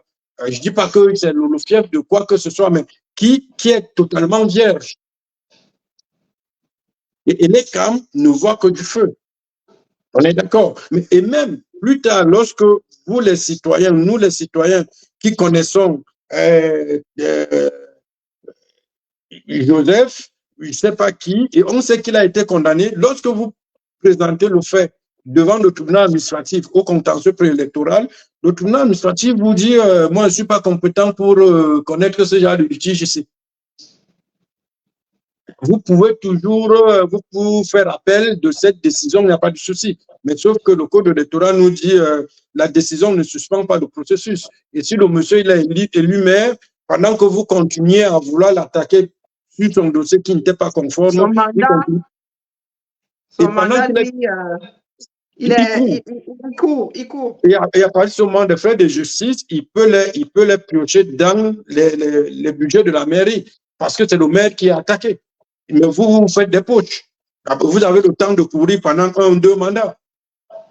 Vous finirez à Yaoundé, il dira à la Cour africaine de droits de l'homme. Tant que la décision n'est pas définitive, ben, vous pouvez toujours courir. Ça, c'est genre de choses, on peut les améliorer. Tout à fait. Alors, après, on nous dit il y a une déclaration par laquelle l'intéressé certifie sur l'honneur n'être candidat que sur une seule liste et qui ne se trouve dans aucun cas d'inéligibilité. Alors, ça, c'est l'un des documents que je trouve bien fait. Super bien fait. Et il y en a 2 comme ça. Il y a celui-là, il y a l'attestation par laquelle le parti politique investit l'intéressé en tant que candidat. Enfin, voilà les 2 documents qui viennent créer un contraste synalagmatique. Le candidat et le parti politique, chacun avec des droits et des devoirs réciproques. J'accepte être candidat, j'accepte vous investir. OK. Mais là aussi, il va y avoir un problème. Parce que plus tard, le code électoral viendra créer un flou sur cet élément. On vous dit que la liste est irrecevable si elle contient les candidats non membres du parti politique concerné. Alors, vous avez et pourquoi est-ce que, en même temps, on se retrouve dans cette problématique avec Cabral Libye? Comment est-ce qu'un parti politique peut investir un non-membre de son parti politique? Parce que c'est ce que le PCN nous dit aujourd'hui, que Cabral Libye est devenu président et même président d'honneur et il n'a jamais eu de carte de membre. Comment il est donc possible d'investir un non-membre d'un parti politique? Bon, devrait-on investir un non-membre d'un parti politique? Que dit le code électoral d'ailleurs? Est-ce qu'on peut investir un non-membre d'un parti politique? Karine, avec ta permission et celle des autres, j'ai fait cette discrétion exprès parce qu'il y avait deux éléments qui le permettaient. On va y revenir et on va évoquer des cas concrets et de montrer à quel point c'est absurde. Et une fois de plus, ce serait quelque chose qu'on pourrait rectifier rapidement pour ne plus avoir ces ambiguïtés. Pourquoi les maintenir? Pourquoi maintenir ces ambiguïtés? Celui qui a le pouvoir aujourd'hui de manipuler en tire profit.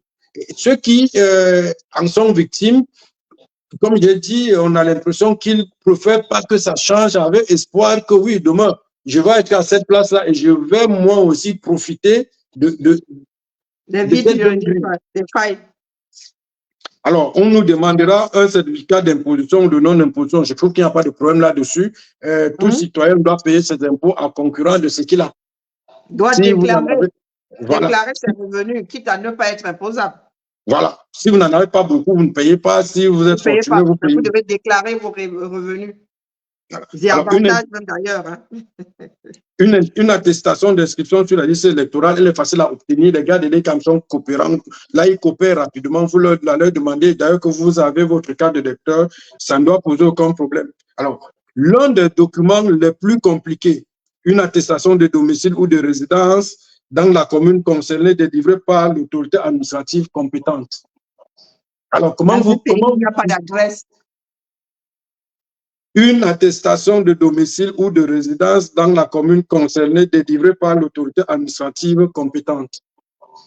Comment vous... C'est dit simple, comme j'ai dit, c'est énoncé, mais avec une telle facilité, de sorte que pour nous qui vivons ici en Occident, c'est facile. Il y a des choses qui garantissent l'endroit où tu vis.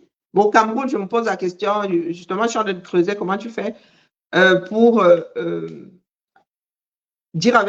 pour attester avec certitude que tu habites là. Il n'y a pas d'adresse. Quand tu reçois ta facture d'électricité pour une maison, est-ce qu'il y a une adresse dessus? Alors, moi, quand je commence, quand je suis appelé à cette fonction, je prends le code électoral, et pour moi, c'est le document le plus facile. Mais il se trouve que quelqu'un me dit, attention, de tous les documents qu'il faudra produire, voilà le document le plus compliqué. Il faut commencer à le chercher maintenant. Je regarde, je dis, mais oui, et moi, je m'intéresse plutôt aux impôts. Parce qu'il faut que je vois, est-ce que les candidats avaient déclaré leurs impôts? Est-ce que ça va se... Pour moi, ça, c'est ce qui est le plus compliqué. Il me dit, non, non, non, non. Le reste là, laisse. Va te battre pour obtenir ce document parce que c'est le document le plus compliqué. Alors, pourquoi il est compliqué? Il y a une seule personne qui peut te donner ce document. Okay. Et c'est le sous-préfet de la commune, de l'arrondissement. Et par contre, au niveau des inscriptions des listes électorales, on nous dit si vous avez un domicile d'origine, ça veut dire que si vos parents sont dans la commune, vous avez un domicile d'origine dans la commune. Si vous n'avez pas un domicile d'origine dans la commune, il faut que vous ayez une ancienneté de résidence de 6 mois dans la commune. Si comment est-ce que le sous-préfet pour certifier, il fait comment pour certifier que le domicile se trouve à tel endroit? Si vous ne résidez pas dans la commune, pour être inscrit sur la liste électorale de cette commune, il faut pouvoir produire la preuve de vos paiements d'impôts directs des 5 dernières années de la commune. Je dis, Karine est en France. Elle n'est pas à Kondiok. Mais sauf que Karine a une plantation à Kondiok. Donc, elle a une entreprise là-bas. Elle paye donc des impôts et les taxes à Kondiok depuis 5 ans. Elle est légitime, même ne paye pas à Kondiok. Quel genre d'impôts? Est-ce que ce sont des impôts sur le revenu? Il y a des impôts locaux aussi. Mais c'est pas parce qu'elle paie les impôts locaux que Oui, mais de société, c'est ma société qui paye les impôts, c'est pas moi. Donc, il faut faire la différence entre la personne morale et la personne physique. Non, je peux avoir une société au Cameroun et ne pas vivre et ne pas avoir mon foyer fiscal au Cameroun. Ben, on parle de contribution directe, c'est-à-dire que pour le législateur, si vous payez vos contributions directes, notamment les taxes, les impôts locaux, on estime que vous avez un intérêt dans cette commune depuis 5 ans. Vous pouvez être inscrit sur les 10 électoraux. La question de la cité, OK.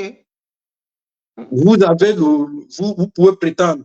Alors, on vous demande votre envie d'imposition. L'envie d'imposition peut être une preuve que vous vivez dans la commune. Mais on laisse toutes les preuves que vous avez évoquées. On vous dit, il n'y a que le sous-préfet seul qui va vous signer votre attestation de domicile. Alors, vous avez 14 jours. Et je peux vous rassurer que, alors moi, je l'avais obtenu pour la liste que je coachais le vendredi à, je crois, à 10h ou 11h, sachant que le dépôt des candidatures, c'était prévu pour lundi. OK. Et la ville la plus proche était à, je crois, 50 km que je ne pouvais pas parcourir, malgré ma bonne voiture, je ne pouvais pas parcourir en moins de 3 heures. Et dans l'esprit de beaucoup de personnes, puisque c'est l'un des documents clés, tant qu'il n'a pas ce document, il ne va pas commencer à faire le reste. Vous n'allez pas payer des impôts parce que si votre candidat a désiré des impôts, il faut les éponger. Donc, vous n'avez pas engagé des frais, étant donné que vous n'êtes pas sûr d'avoir d'attestation de domicile. Donc, monsieur le sous-préfet qui vous délivre ça vendredi à 10h, il sait pertinemment qu'il vous reste le reste de parcours à faire et que lundi, vous ne serez pas prêt. Alors, quand vont me dire, ouais, c'est des cas d'école, la réalité sur le terrain, c'est autre. Ouais, mais il faut aller porter plainte de sous-préfet. Ouais, je vous laisse faire. Hein, et je dis, allez, chapeau quoi. Nous avons souvent vu des candidats justement parler de ces cas de figure-là. Vous avez 14 jours. Avoir un certain nombre de papiers. La mauvaise volonté des sous-préfets, justement, à faire leur devoir, quoi. Et le sous-préfet, moi, je vous renvoie à la lecture pour le libéralisme communautaire du président Paul Biya. Il y a un extrait qui parle des fonctionnaires, des relations fonctionnaires, parti unique. On n'est plus au parti unique, mais ça n'a pas trop changé. Je vous renvoie dans cette lecture. Le parti ne peut pas perdre le militantisme des. Alors, quand vous liez ça, c'est toute une philosophie. Le sous-préfet, qu'on le veut ou non, fonctionnaire et militant. Et ceux qui vont m'apporter la contradiction, je suis d'accord. On me présente 3 sous-préfets qui lèvent la main et qui disent « Moi, je ne suis pas du RDPC ». Oui, c'est ce que j'aime à dire. Je le dis souvent que beaucoup de fonctionnaires, surtout ceux qui ont de hautes fonctions, sont d'office membres du RDPC, du moins pensent être obligés d'adhérer au RDPC ou de travailler pour le RDPC. Ce sont des faits. Hein. Justement, en évoluant, moi, ça me saute aux yeux. Quand on cherche les problèmes, les raisons pour lesquelles beaucoup de choses ne fonctionnent pas au pays, il y a aussi l'installation de ce fait-là, à savoir faire de quasiment tout, sauf les plus têtus, sauf ceux qui arrivent à biaiser, tous les fonctionnaires des petites mains du parti au pouvoir, parce que ça pourrait être un autre parti demain. Si nous gardons les mêmes bases, ce sera la même chose. Si nous ne rééduquons pas les populations, elles continueront à vivre avec cette façon de faire et finiront même par transmettre la chose. Nous en sommes à combien de temps là? Ça risque d'être indirect, d'être direct, hein, parce que là, je ne pense pas que nous ayons beaucoup avancé. Nous en sommes déjà à 1h08. Wow. Bah, nous allons essayer de tirer Oui, on va aller, on est 30 minutes, on va aller plus vite. Au moins, on va finir la partie sur les zones municipales. Peut-être qu'on ne fera pas la partie du contentieux. On aura peut-être le temps de revenir. Alors, l'autre document, on vous demandera l'original de certificat de paiement du cautionnement. Enfin, le cautionnement, c'est la caution. Vous voulez être conseiller municipal à Mandia. Vous devez payer une caution de 50 000. Perso, je trouve ça absurde. Parce que la question que je me suis toujours posée, c'est en quoi est-ce que pouvoir payer 50 000 vous rend plus légitime qu'un autre? Oui, après, dans les discussions, on m'avait expliqué, non, c'est pour éviter qu'il y ait des plaisantins. Mais justement, l'élection, c'est le moment de l'expression de la démocratie par excellence. C'est celui qui veut être candidat juste pour dire que je ne veux plus que des fourmis traversent la route. C'est son droit le plus absolu. Il y a de sacrés partis politiques dans ce bas monde. Hein. Laissez-le avec son... C'est son moment de gloire. Pourquoi conditionner ça à 50 000? Et du coup, ce qu'on observe dans nos... Moi, je rentre toujours dans nos communes des villages. Ce qu'on va donc observer, c'est que c'est l'élite du coin qui, généralement, est un fonctionnaire ou un salarié parapublic qui viendra choisir, si ce n'est pas lui-même, viendra choisir qui peut être candidat dans une liste. Parce que lui, il a la possibilité de payer de 50 000. Pourquoi ne pas lever le verrou de 50 000 et permettre à celui qui est au village, qui sait là où il y a l'arbre sacré, là où il y a la rivière à protéger, d'aller au conseil municipal et de pouvoir dire aux uns aux autres, attention, l'exploitant forestier qui arrive, le monsieur qui veut les terres agricoles pour faire une plantation, qui veut implanter une usine, de par notre histoire de génération en génération, c'est sur cet arbre-là ou à cette rivière qu'on allait purifier les nôtres. Donc, cette rivière est sacrée. Je ne crois pas à ces choses-là, mais je prends des figures de style. En quoi est-ce que moi qui vis en ville, à Douala, et qui va au village une fois par an, serais plus légitime à aller défendre la cause de la population au conseil municipal, plus que celui qui est là au village parce qu'il n'a pas 50 000. Question. Ce sont des questions que nous devons nous poser. Hein. Pourquoi ne modifierait pas ce dispositif? L'argument sur lequel c'est pour éliminer les plaisantins. Moi, je dis le plaisantin, il y va avec son argent. Hein. Il va financer ta campagne lui-même. Et là, on pourra parler de financement de campagne. Pourquoi ne pas financer véritablement les campagnes électorales? Alors, on va vous dire, moi, je vais au municipal, donc je parle, la liste on avait reçu, je crois, 600 000 pour la première partie. Et puis, il se trouve que la première partie, elle est égale pour tous les partis politiques. Et la deuxième, elle est proportionnelle au nombre de voix obtenues. Vous avez une liste de 25 candidats. On vous fait d'abord les poches, hauteur de 1 250 000. Et puis, on vient par magnanimité vous donner 600 000 pour financer 2 semaines de campagne dans une population de 20 ou de 15 ou 20 000 habitants. Vous avez 600 000 pour battre campagne. Wow.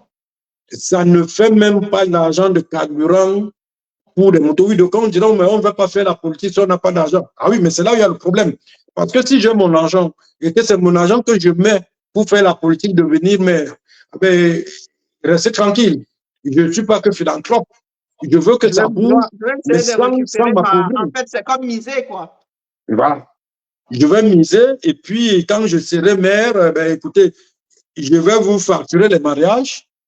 C'est pourquoi là, moi je vois les maires, pour célébrer un mariage, ils demandent de lui donner. Alors, la célébration de mariage, c'est gratuit. Je vois les maires qui vont tasser des actes de naissance. Pour dresser un acte de naissance, ils mettent un taux. Totalement illégal, mais c'est gratuit pourtant. Mais parce que, oui, s'il a misé hier, il faut bien qu'il rentre dans ses fonds. Donc, qu'on ne me dise pas que oui, il va aller faire la politique, il faut avoir de l'argent. Non, ça ne doit pas se voir comme ça.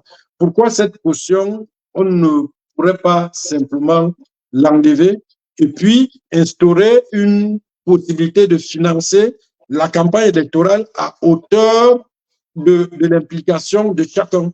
Vous avez eu un certain pourcentage, vous avez droit à un certain montant de remboursement de vos frais de campagne. Parce que si vous atteignez un certain pourcentage, ça veut dire que vous avez mouillé le maillot, comme on dit au quartier. Ça veut dire que vous avez engagé des fonds. On vous a vu sur le terrain. Avec la sono, ça coûte. OK. Vous avez eu 10% sur une commune de 25 000 habitants, on décide, on vous rembourse 2 millions. Ça peut ne pas couvrir la totalité, mais on ne vous a pas fait des poches avant en vous retirant vos 1 250 000. Qui vous sont remboursés? Alors, qui vous sont remboursés lorsque vous aurez eu, dans le cas de l'élection municipale, si vous avez à partir de 5%. Ah non, mais c'est vraiment dans les poches, quoi. Hein? Suffrage valablement exprimé. Alors là, encore, pour déposer la caution, c'est un chemin de croix.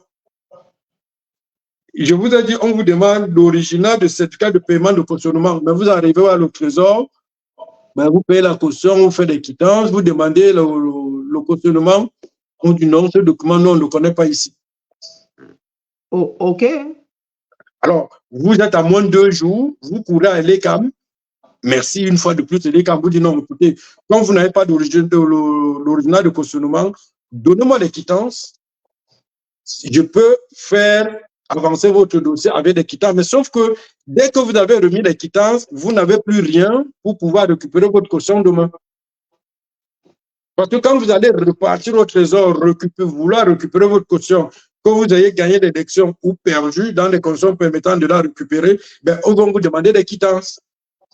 Il ne veut pas de photocopie, il vous demande des originaux. Oui, l'original, oui. Mais l'original, vous l'avez joint, il est allé à l'ECAM. Alors là, retour d'expérience personnelle, je suis reparti à l'ECAM. Mais le personnel de l'ECAM, mais qu'est-ce que c'est? Bonjour monsieur, je pose le problème. Ah oui, faites une demande. J'ai fait une demande. Le monsieur l'a pris la demande, est entré dans un bureau, il est ressorti avec toutes les quittances, les originaux des quittances. Il m'a dit, allez, signez ici que vous avez récupéré. J'ai signé ma remise des quittances. Et je n'étais pas seul. Je n'étais pas seul. Nous, tout ça, on s'est retrouvés à l'ECAM, mais on était angoissés et on était convaincus que de toutes les façons, l'ECAM va nous faire tourner en bourrique et puis on n'aura rien. Mais non, les gars nous ont remis des originaux des quittances. OK. Mais pendant ce temps, au trésor où j'étais, on était en train de me demander 10%. Sur mes 1 250 000 payés de ma poche, on me demandait 10% pour qu'on me remette rapidement ma caution. J'ai passé dans cette ville. Nous qui avons eu à déposer des cautions là-bas, un jour, on nous demande. Moi, j'avais abandonné la mienne. Ma caution de rapatriement, j'avais dit à ma mère, je te donne je te donne de quoi me représenter. Si tu récupères ta mieux, tu ne récupères. Je ne veux même plus en entendre parler. Non, moi, j'ai passé une semaine dans cette ville. Je n'avais rien à faire. J'y allais le matin. Et je restais de 8 h à 16 h la fermeture des bureaux. Je repartais à mon hôtel et je revenais le lendemain matin. Et puis on me disait, mais aujourd'hui, quand même, 10%, c'est pas grand-chose. Tu vois les frais d'hôtel, si tu avais donné 10%, tu serais déjà parti. Moi, je suis resté pendant 7 jours. J'ai récupéré ma caution. J'ai payé des frais d'hôtel et de séjour, mais j'ai récupéré ma caution. Mais c'est normal, puisque le fondeur de pouvoir, il sort de son village où il était en tant qu'édite battre campagne pour le LDPC. Et il me dit, ah oui, mais c'est vous qui avez secoué le LDPC, ici le nom de la commune. Un peu comme vous faire passer le message, comme d'accord, ok, revenez encore, c'est la prochaine fois, vous verrez. Comment est-ce qu'on ne peut pas modifier ce code électoral de sorte à ce que ces éléments-là, on puisse les rendre beaucoup plus gérables pour tout le monde? Je dis pas pour ce n'est pas une histoire de LDPC opposition. Celui qui demain est en capacité d'être au pouvoir et avoir ce code électoral, il va le manipuler de la même façon pour qu'il y reste. Tout à fait. Donc, avec ce code électoral, je ne vois pas comment celui qui est au pouvoir perdra plus de 60 communes dans les 360. Il laissera par endroit passer les candidats qu'il aura voulu laisser passer. Parce qu'il lui faudra avoir des résultats témoins. Et être capable de dire que, mais attendez, vous dites quoi, le code électoral n'est pas bon, n'est-ce pas? C'est avec le code électoral là que tel a eu une mairie. Oui, mais voilà. Parce qu'à cet endroit-là, il a desserré exprès les liens pour laisser la personne passer. Et là, Karim, il maîtrise, c'est un code qui permet aux personnes, aux politiques en place modeler le visage politique du Cameroun. À sa guise, ouais. On en vient quand je disais tantôt, à l'article 184 de mémoire, il y a donc des cas d'irrecevabilité des dossiers, un dossier incomplet. Bon, mais quand on dit irrecevable, ce n'est pas le bureau communal qui ne reçoit pas. Le bureau communal, quel qu'en soit même si votre dossier a une seule pièce, va le récupérer. Il va l'envoyer à EDECAM qui, voilà, finalement, vous dira que le dossier n'était pas complet, il est recevable. Alors, non accompagné des pièces, oui, si vous n'avez pas les pièces qu'on a listées, ben, votre dossier ne va pas prospérer, c'est évident. Tout à fait. Et là où ça devient compliqué, on vous dit comportant des candidats non membres du parti politique concerné. Alors, moi, je rappelle juste à ceux qui nous écoutent, qui sont avec nous, que les partis politiques au Cameroun sont régis par les mêmes lois que des associations. Le principe fondateur, le socle de cette loi dans les études d'association, c'est la liberté. Ça veut dire que vous avez la liberté d'adhérer et la liberté de sortir quand vous voulez. OK. On ne pourrait donc pas, vu sur cet angle, moi je ne suis pas juriste, mais vu sur cet angle, on ne pourrait pas dire à un candidat qui est sur une liste investie par un parti politique et où lui-même, le candidat, a signé l'attestation sur l'honneur, rappelez-vous, d'être candidat pour ce parti, on ne peut pas venir dire à ce candidat qui ne fait pas partie de ce parti politique.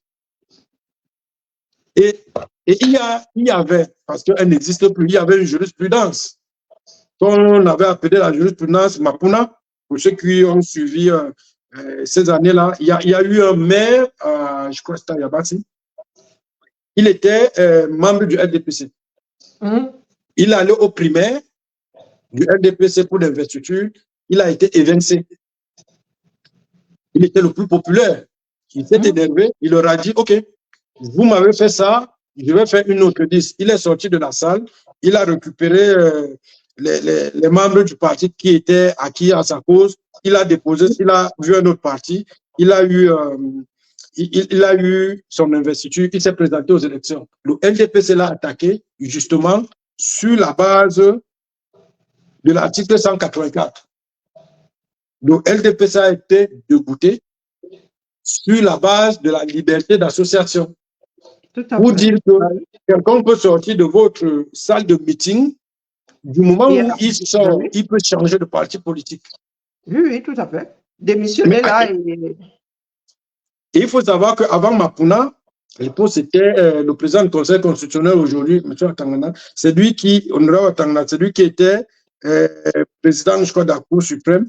Il y a eu un précédent, c'était UNDP, LDPC, où l'UNDP accusait le LDPC d'avoir dans ses rangs, dans ses listes, un membre de l'UNDP. L'UNDP a été dégoûté. Alors, mais est-ce que vous savez que sur la base de cet article, en 2020, il y a eu beaucoup de candidatures qui ont été retoquées au tribunal administratif. Moi, j'ai vu des cas où le LDPC arrive, ils portent plainte, oui, au tribunal administratif contre, ils attaquent la liste adverse au tribunal administratif et quand on arrive avec une photo, ils disent, oh, mais l'eau voici.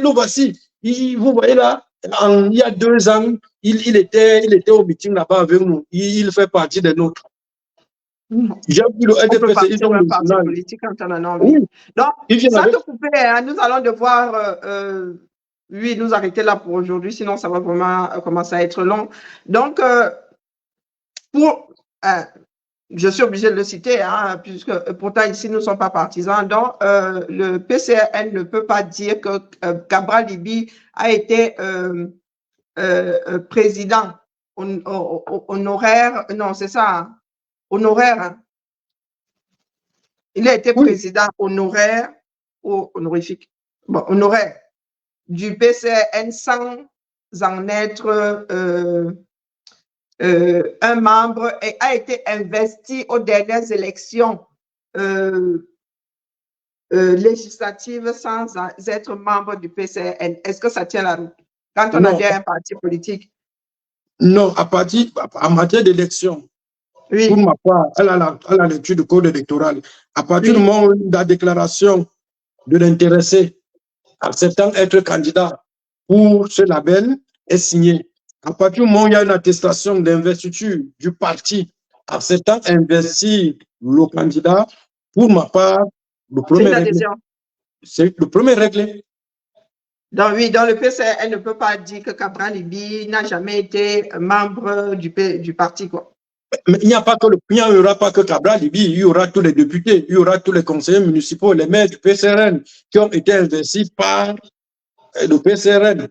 Et je suis sûr que si on va dans les dossiers de candidature de ces personnes, on trouvera ces deux éléments où ils acceptent d'être candidats et le PCL accepte de s'investir. Non, c'est l'équivalent d'une adhésion, quoi. Adhésion. Et il faut savoir qu'après cette adhésion, si on voit, la prochaine fois, le jour où on aura le temps, on verra que dès que ce dossier est déposé, on ne peut plus y retirer un candidat. C'est-à-dire que si vous déposez le dossier de ces 20 candidats à l'ECAM, le lendemain, vous ne pouvez plus venir dire non, celle-là, je ne veux pas dans ma liste, je vais l'enlever. Elle est définitive. C'est définitif, quoi. C'est ferme et définitif. Et la loi nous dira plus tard, d'ailleurs, qu'il n'y a pas de mandat impératif. Ça veut dire que même après l'élection, dans le cas qu'on cite, le PCRN peut décider, c'est le pouvoir du parti, d'exclure qui il veut de ses rangs, mais pour autant, le mandat électif que la personne a obtenu par le vote, il continue à courir. Et il continue à courir comment? Donc là, je crois que nous allons finir par avoir un début de commencement d'un éclairci. Cabral, prenons le cas de Cabral Liby aujourd'hui. Cabral Liby est exclu du PCRN. Que devient le mandat de Cabral Liby? Qu'est-ce que le texte prévoit? Il reste député de la nation. Ah, ok, donc il peut partir avec son députariat. Oui, jusqu'à la fin de son mandat. Et les textes le disent comme ça explicitement. Il n'y a pas de mandat impératif. Alors, pour l'histoire, avant qu'on instaure ce dispositif, je crois que c'est le feu Kodok qu'il avait utilisé. Il avait de l'UPC et à l'époque, je crois qu'il avait de mémoire 6 ou c'est plus 18 députés qu'il avait fait alliance avec le LDPC. OK. Et puis, entre-temps, lorsque parmi ces députés, l'homme se montrait indiscipliné au goût de Kodok, il venait d'exclure et ça faisait que le député perdait son mandat et il allait récupérer qui il voulait parmi les suppléants et il le mettait à la place. Bon, ok. Bon, pour le cas de Cabral, c'est pas plus complexe, c'est pas aussi complexe que le cas de Nietzsche. Donc, on a réglé le problème. Nietzsche qui est parti du SDF, donc son mandat court toujours. Le problème, c'est pas que le mandat court toujours, hein. Le mandat court toujours et maintenant, il crée son propre parti. Donc, son propre parti devient détenteur de ce mandat. Non. Donc, ça veut dire que le parti de Nietzsche a un député au Parlement. Non. Le parti de Nietzsche n'a pas un député, mais Nietzsche est député. Dans d'autres pays, quand on regarde les membres des assemblées, il y a... Est-ce qu'il pourra... Est-ce que son parti... Non, ok, d'accord. Donc, ça résout le problème. Ça veut dire que Nietzsche est député de la nation, mais son parti ne peut pas investir, ne remplit pas les conditions pour investir un candidat. Dans d'autres pays, Nietzsche serait sur les bancs des non-inscrits. Il y a, dans des assemblées bien organisées, il y a un pouvoir à l'extrême, souvent, on les appelle les non-inscrits. C'est un peu comme les candidats indépendants. On les appelle souvent là, indépendants, voilà, tout à fait. Donc, c'est quelqu'un qui a été élu sans être sous la bannière d'un parti politique. J'espère que nous éclairons donc la lanterne, puisque nous allons devoir couper, nous allons revenir, ça c'est sûr. Nous éclairons donc la lanterne. Là, c'est une personne qui dort avec le code électoral. Donc là, sauf mauvaise foi, sauf lecture différente, nous arrêtons avec la lecture individualiste du fait que l'honorable Nietzsche son parti aujourd'hui puisse investir un candidat à quelques élections que ce soit. Donc, M. Nietzsche continue à être député de la nation. Hein, puisque le mandat court toujours. Moi, je pensais qu'il déposait et puis son suppléant, voilà. Donc, M. Nietzsche continue à être député, sauf que son parti politique ne peut pas investir de candidat aux prochaines élections. Je ne sais pas si on se comprend. Donc, a priori, il n'y a rien à discuter dessus. Charlie, nous n'avons pas fini et nous ne sommes pas dans un débat. Hein? Ça, c'est le commencement. Nous avons un temps imparti. Nous disons bien que nous allons revenir. Parce que je ne sais pas ce que tu peux monter, hein, Charlie. Donc, c'est, comment dire, Pascal nous ramène ici son expérience. C'est ce que lui, il a vécu. Ce n'est pas un débat. Je ne sais pas qui vous a dit que c'est un débat. Ce n'est pas un débat. Je ne fais que poser des questions et relancer. C'est tout. Il est là pour un retour d'expérience et il va revenir. Et j'espère le nombre de fois qu'il faudra pour aller jusqu'au bout, jusqu'au contentieux. Hein? Donc, il ne faut pas mettre la charrue avant les bœufs. Si nous faisons mal, Charlie, nous sommes sur un canal ouvert, tu prends aussi ton… Parce que nous ne sommes pas obligés. Hein, tu prends aussi ton téléphone et tu viens dire, tu viens faire un retour d'expérience ici. Donc, je vais laisser Pascal aller jusqu'au bout de son propos et ensuite, moi, je vais conclure et nous allons nous entendre pour… faire un autre direct. Nous irons jusqu'au bout du processus. Ne sois pas pressé. Et même la plus belle femme du monde ne peut donner que ce qu'elle a. Parce que ce que nous avons dit là aujourd'hui a éclairé quelques personnes. Voilà. Donc, nous n'avons pas brassé du vent ici, que je sache. Ne serait-ce que par rapport au mandat des députés là. Nous autres ne dormons pas avec le code électoral. Et beaucoup de Camerounais ne savent pas à quoi s'en tenir. Bon, Pascal, à toi. On va finir pour aujourd'hui. Il y a une question ici. Roger demande si l'honorable Nietzsche lui-même peut être candidat. Il peut s'auto-investir. Non. Le code électoral est clair. C'est les partis politiques qui investissent. Mais pendant ce temps, dans le code électoral, on a prévu une porte pour les candidatures indépendantes. Il faut juste réunir un certain nombre de conditions. De moment, je pense que ça doit être 300 signatures des hautes personnalités de la République reparties dans les 10 régions. Oui, donc 10 par région. Voilà, donc nos chefs traditionnels. 30 par région. Voilà, 10 des chefs traditionnels, de premier rang, les députés, les élus. C'est la subtilité de la loi, mais parfois c'est le plus difficile.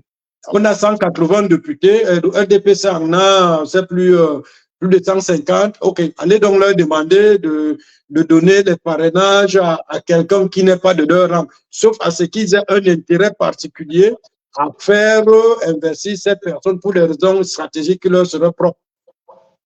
Mais il n'y a que les partis politiques ayant au moins un élu, c'est-à-dire que même un conseiller municipal, qui ont le pouvoir d'investir un candidat. Nickel. C'est vrai que je comprends parfois que les intérêts, on a des intérêts beaucoup plus partisans qui nous obligent. Mais moi, ce que j'essaie de faire, c'est, et je l'ai dit, je ne pars plus. Je partirai plus être directeur de campagne de quelqu'un. Dans ces conditions-là, je ne partirai pas non plus pour être candidat. Donc, du coup, ça me donne la neutralité, la distance nécessaire de regarder les choses en me demandant, mais j'ai des protagonistes. Est-ce qu'avec les règles du jeu qu'on a sur la table, est-ce que ça rend les jeux équitables? Est-ce que celui qui est maire aujourd'hui, qu'on vient de challenger, avec le test qu'il a sous la main, est-ce que ça permet à son concurrent de demain de pouvoir le challenger avec l'équité nécessaire? Moi, c'est mon rôle aujourd'hui que j'essaie de faire et de dire aux uns aux autres, le problème n'est pas qu'on n'aille pas s'inscrire. Je pense qu'on aurait dû faire les deux en même temps. On a eu 5 ans, nos leaders politiques ont eu 5 ans. Ils auraient dû faire monter la nécessité de rectifier les manquements de notre code électoral. Ils nous ont dit qu'ils ont fait un travail. Mais moi, j'ai regardé, je ne dis pas qu'aujourd'hui, je fais quelque chose de mieux que ce qu'ils ont fait. Mais je n'ai pas vu beaucoup venir ligne par ligne nous montrer les limites ou les pièges qui nous étaient tendus dans ce qui nous sert de code électoral. Beaucoup nous ont vendu le PVDD comme fait foi. Et beaucoup sont partis là-dedans, disent que non, mais c'est ce qu'il faut modifier, le PVDD comme. Et chaque fois qu'on parlait à quelqu'un, dit oui, mais le PVDD comme fera foi. Mais oui, il faut que le PVDD comme fasse foi. Si le PVDD comme ne fait pas foi, on n'a plus aucun autre élément sur lequel se fonder. Le PVDD comme pour le définir, c'est le PV rempli dans le bureau de vote. Il est sur un tête de DECAM. Il est fait en autant d'exemplaires que les partis politiques ou les candidats qui ont pris part au scrutin et qui sont présents au bureau de vote lors du dépouillement, plus des exemplaires de l'administration et des exemplaires de DECAM. C'est ce PV-là qu'on appelle le PV de DECAM. Ça veut dire que quand il y a contestation, vous ressortez votre PV de DECAM et vous dites le jour-là au bureau de vote, voilà ce qu'on avait fait. Et ce PV est signé de tous les membres présents dans le bureau de vote. Et donc, un certain nombre de personnes peuvent avoir ce PV élécam, puisqu'il est fait en plusieurs exemplaires. Il est en plusieurs exemplaires. C'est pourquoi s'il y a un problème entre deux PV, on ira chercher un deuxième ou un troisième. Et je vous assure, moi j'ai vu des gars de l'ECAM, on les a sélectionnés. C'est des chorégraphes. Ils écrivent tellement bien, ça me rappelait les anciens qu'on voyait, ils écrivaient avec des plumes. Oui. C'est suffisamment bien écrit, sans rature ni surcharge. Et s'il y a 5 personnes dans le bureau de vote, il y a 5 PV qui sortent de ce bureau de vote, chacun en a un exemplaire. Et c'est ça qu'on appelle le PV de l'ECAM. Il est le seul qui puisse faire foi. Si le PV de l'ECAM ne fait pas foi, comment on ferait? Chacun pourrait venir avec son document en disant voilà le PV du bureau de vote. Tout à fait. Et on nous a amené sur ce couloir en nous disant le PV de l'ECAM. Mais on ne nous a pas expliqué que le fait d'acte de naissance est signé par le maire que tu veux challenger. Et le maire que tu veux challenger n'a aucun intérêt de te faciliter la tâche. Trouvons un mécanisme pour que le maire sortant aille en compétition dans les mêmes conditions d'équité et d'égalité que celui qui veut le challenger. Pour moi, c'est ça que j'appelle reviser le code électoral.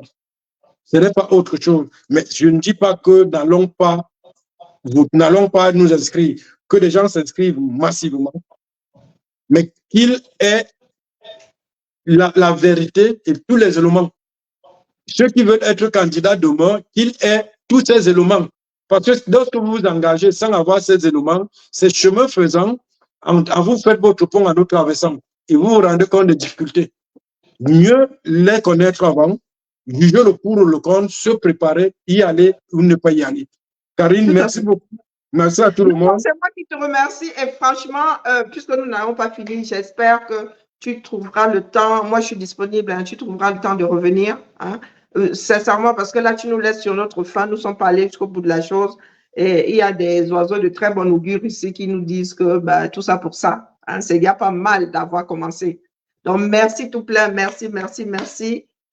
Nous restons en contact et je ne manquerai pas d'annoncer ici ton prochain passage. Voilà, voilà. Merci à toi. Moi, je reste là pour clôturer et pour dire à notre frère, comment est-ce qu'il s'appelle? 1, 2, 3, 1, 2, 3. Il s'appelle comment? Fotso, j'ai failli dire Victor, perd son âme. Le Fotso, là, le nom de Victor, Hugo Fotso, je ne sais plus. Bon, bref, notre frère Fotso qui est ici, qui fait preuve de très mauvaise foi. Je ne m'adresse pas ici à ceux qui sont déjà présentés au moins une fois aux élections, encore moins à la personne à qui tu penses. Nous nous adressons aussi aux Camerounais qui n'ont pas toujours la bonne information, parce que moi, j'ai souvent pensé face à cette histoire de PV Elecam que Elecam allait rédiger d'autres PV, hein, prenait les résultats des élections, allait rédiger son PV et c'est là où les gars modifiaient tout. Donc, le problème, chers frères et sœurs, selon ce que moi j'ai compris, c'est que s'il y a fraude, ça vient du bureau de vote. C'est pendant qu'on rédige ces PV-là que le problème maximum peut s'opposer. Au niveau de l'ECAM, ils ne modifient plus rien, ils tiennent compte de ces PV. C'est ça les PV et l'ECAM. Donc, nous, ici en France, si structure IA, ce sont les PV Hein. Ici en France, nous avons travaillé, nous les scrutateurs avons travaillé sur 4 PV. Hein. Et nous les avons tous signés. Donc, il faut expliquer les choses aux gens. Parce que moi, je vous dis que pourtant, je suis quelqu'un qui... j'ai l'esprit assez tordu. Moi, je pensais vraiment que c'était le PV rédigé au propre par les cas. Parce que quand on vous dit ça, on a l'impression que c'est quelque chose d'extraordinaire. Non, ce sont les PV officiels sur lesquels travaillent les scrutateurs au sortir des élections. Donc, si fraude il y a, moi, selon ma vision, la fraude là a lieu pendant les élections, donc bourrage des urnes éventuellement. Voilà, surtout le bourrage des urnes, parce que les scrutateurs sont là quand on écrit, quand on donne les résultats. Et aux sorties des salles où on fait les élections, vous avez au moins, on a au moins 4 PV, du moins ici en France, les PV sur lesquels travaillent les scrutateurs. Au moins 4. Au Cameroun, je ne sais pas combien de PV il y a, mais c'est ça le PV et les CAM. Donc, mon cher frère Fotso, tu fais preuve de mauvaise foi. Les Camerounais ont besoin de comprendre. Moi, je vous ai dit que je suis là pour que les Camerounais fassent des choix en connaissance de cause. Que les Camerounais ne soient plus des profanes face à leur propre système. Et si on ne vous dit pas où sont les manquements, vous ne pouvez pas pallier à la chose. Donc, c'est ça que moi j'ai souvent reproché aux peuples africains, c'est que les savants veulent être seuls à avoir l'information. On ne cache pas l'information, on ne cache pas la connaissance. Les Camerounais aujourd'hui, s'ils ne s'intéressent même plus à la chose, c'est parce qu'ils ne sont pas informés. Oui, beaucoup là où même les partis politiques devraient faire le travail qui est fait sur la toile là. Mais où sont-ils? Où sont les membres de ces partis politiques? Nous passons le temps à dire PV, les CAM, mais personne ne sait de quoi on parle. Ce n'est pas une invention post-électorale. C'est bien le papier sur lequel on travaille, le papier officiel. C'est comme votre copie d'examen. Quand vous allez passer un concours, vous ne ramenez pas vos papiers, vos feuilles de chez vous. Hein. Vous prenez bien la feuille que l'État vous donne et il y a un certain nombre de choses dessus. Vous ne pouvez pas plancher sur une autre feuille, hein, d'autres papiers que ceux qu'on vous donne jusqu'au comment on appelle, au brouillon. Donc, c'est ça qui fait foi. Vous ramenez un autre papier sans en-tête, un papier pas officiel avec les résultats des élections, ça ne prendra pas, on n'en prendra pas compte. On vous dit bien que ce sont les PV et les CAM et un certain nombre de personnes ont ces PV-là. Il n'y a pas que les CAM qui a un exemplaire. Hein. Il y a des personnes qui repartent avec, que je sache, sauf erreur. Si erreur il y a, Pascal viendra me corriger la prochaine fois. Donc, ce sont de faire de ce que nous appelons des informations, des choses qui n'appartiennent qu'à un groupe de personnes. Vous voulez que les Camerounais soient impliqués, dites-leur comment ça se passe. Aujourd'hui, le plus grand problème des Camerounais, c'est qu'ils n'y croient plus. Donc, si vous ne modifiez déjà pas le code électoral, comment est-ce que vous voulez que ces Camerounais-là sortent de leur retranchement? Vous voulez reprendre les mêmes ingrédients dans l'espoir d'avoir à l'arrivée un autre plat. Ça dépasse l'entendement. Ça dépasse l'entendement. Donc, si ça vous fait mal qu'on vienne vous expliquer ici, je n'ai pas commencé par l'honorable Nietzsche. Et si c'était le seul exemple, je n'allais citer que lui. Cabral et Nietzsche sont dans le même cas de figure aujourd'hui et il faut l'entendre. Ça ne sert à rien d'être obtus. Ça ne sert à rien de s'entêter. Les choses ne vont pas se dérouler pour le meilleur des cas, pour le mieux, hein, pour nous. Non. Il ne s'agit pas aujourd'hui de faire de la rétention d'infos pour induire les Camerounais en erreur. Nous avons l'obligation d'être honnêtes.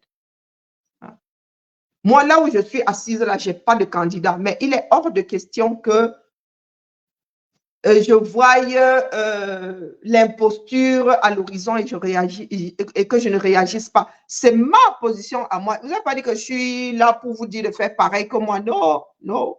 Vous faites votre propre synthèse. Donc, nous ne sommes pas obligés de faire ce que nous sommes. Si nous faisons mal, venez compenser. Venez annuler avec votre démarche à vous. Il ne s'agit pas de venir sur nos antennes ici et nous dire que oh, ça, rien que pour, j'ai pris de mon temps, je suis en train de dormir, je suis en train de faire mes perles. Hein? Et ce n'est pas pour moi. Moi, je n'ai pas le droit de vote. Je n'ai pas le droit de vote. Je le fais pour les Camerounais et pour que les Camerounais gardent un tout petit peu espoir. Et pour que les Camerounais, si c'est vraiment le code électoral le problème, si comment dire, les Camerounais ont vu en eux se réveiller à nouveau l'espoir que ces Camerounais se mettent dans la rue pour que leur politique lutte pour un meilleur code, un nouveau et un meilleur code électoral.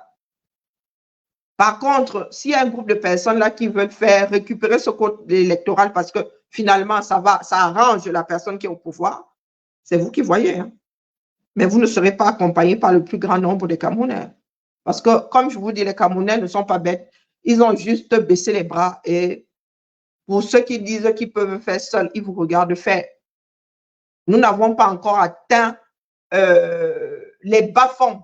Les Camerounais arrivent encore, ils mangent mal, mais ils mangent quand même. Nous n'en sommes pas encore au niveau de la misère. Donc, les Camerounais peuvent encore tenir comme ça les 10, les 20 prochaines années. Donc, c'est à vous de voir. C'est aux politiques de voir. Expliquer les choses aux Camerounais. Ne faites pas...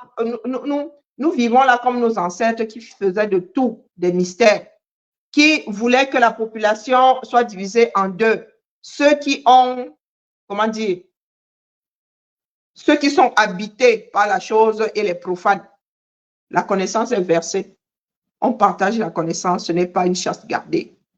Hein? Les initiés, comme vous aimez les appeler, oh la sorcellerie, c'est pour cela que vous êtes accrochés à la sorcellerie, parce que la sorcellerie a cette réputation de n'être visible qu'aux initiés, de ne apparaître qu'aux initiés. Mais dites-vous que la vie, la gestion de la cité n'est pas une histoire d'initiés.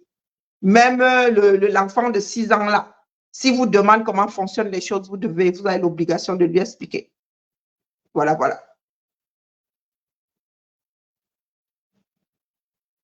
Mais il faut poser la question aux Camerounais, le code électoral là, arrange la personne qui est au pouvoir. Donc, vous avez écouté Pascal qui vous dit que comment est-ce qu'un maire peut avoir autant de pouvoir? Hein? Le maire aujourd'hui a la capacité de mettre les bâtons entre les roues de ces challengers. Donc, tout ça là, ils ne voient pas tout ça là, ils ne veulent pas que ça change parce que demain, ça va les arranger s'ils viennent apprendre la gestion de la cité. Ça va les arranger. Mais vous voulez que la population vienne défendre son vote, mais vous-même, vous allez aux élections. Vous décidez d'être candidat avec toutes ces défaillances-là. Est-ce que ça tient la route? Ça ne tient pas la route. Moi, je fais ma part, hein, et en personne qui n'a même pas le droit de vote, donc je ne suis même pas arrivée à votre société-là. Quand vous ramenez votre mauvaise bouche là, c'est comme si la gestion de votre cité là va me profiter. Hein? Moi, je fais du bénévolat. Et c'est même plus que le bénévolat.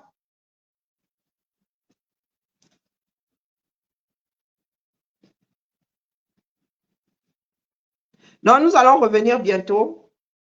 Question d'aller beaucoup plus loin et j'espère que Pascal aura le temps d'aller jusqu'au contentieux électoral. Voilà. Nous n'avons même pas encore abordé ce qui nous intéresse là.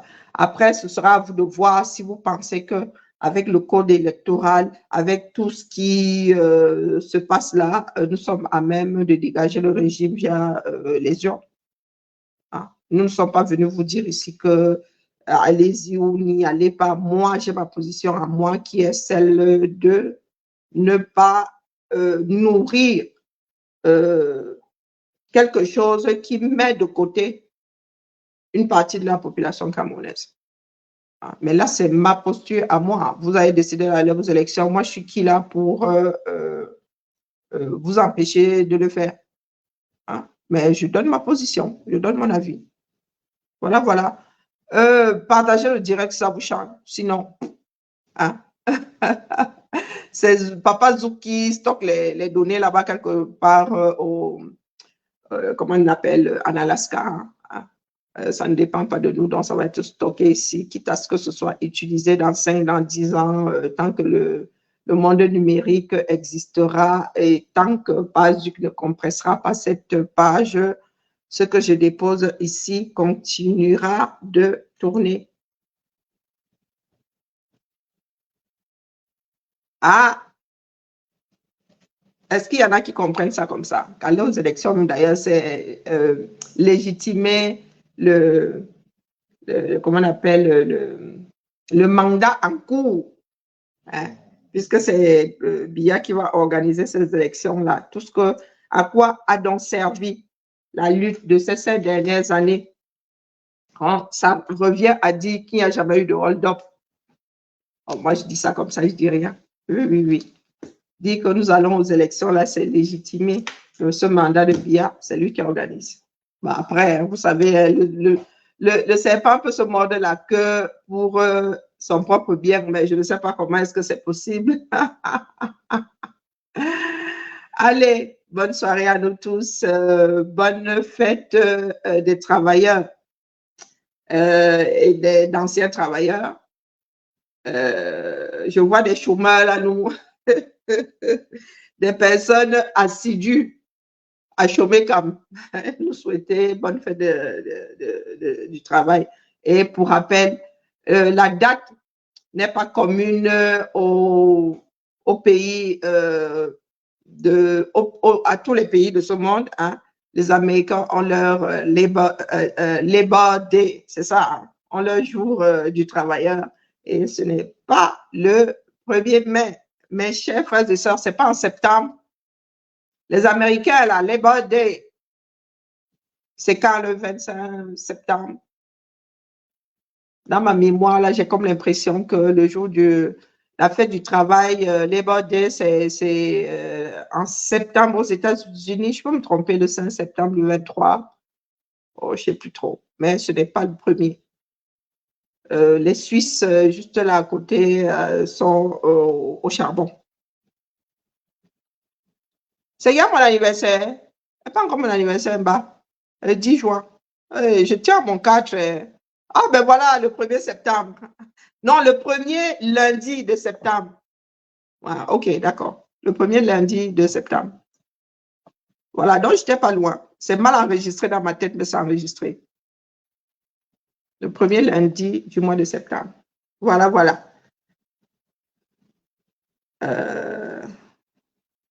Les chômeurs sont les premiers à dire le matin à nous casser les oreilles. Bonne fête du travail pour nous traiter, nous autres qui travaillons demain de chômeurs. L'affaire là, allez, profitez bien de ce jour et vivement la semaine prochaine. La semaine prochaine sera royale. Le 8 février, le 9 février, et puis éventuellement, petit viaduc de Millau. Nous allons avoir une petite semaine de vacances bien comme il faut à la française. Ceux qui ont la réputation d'être les plus gros feignants de cette planète, pourtant nous n'avons pas le plus grand nombre de jours fériés.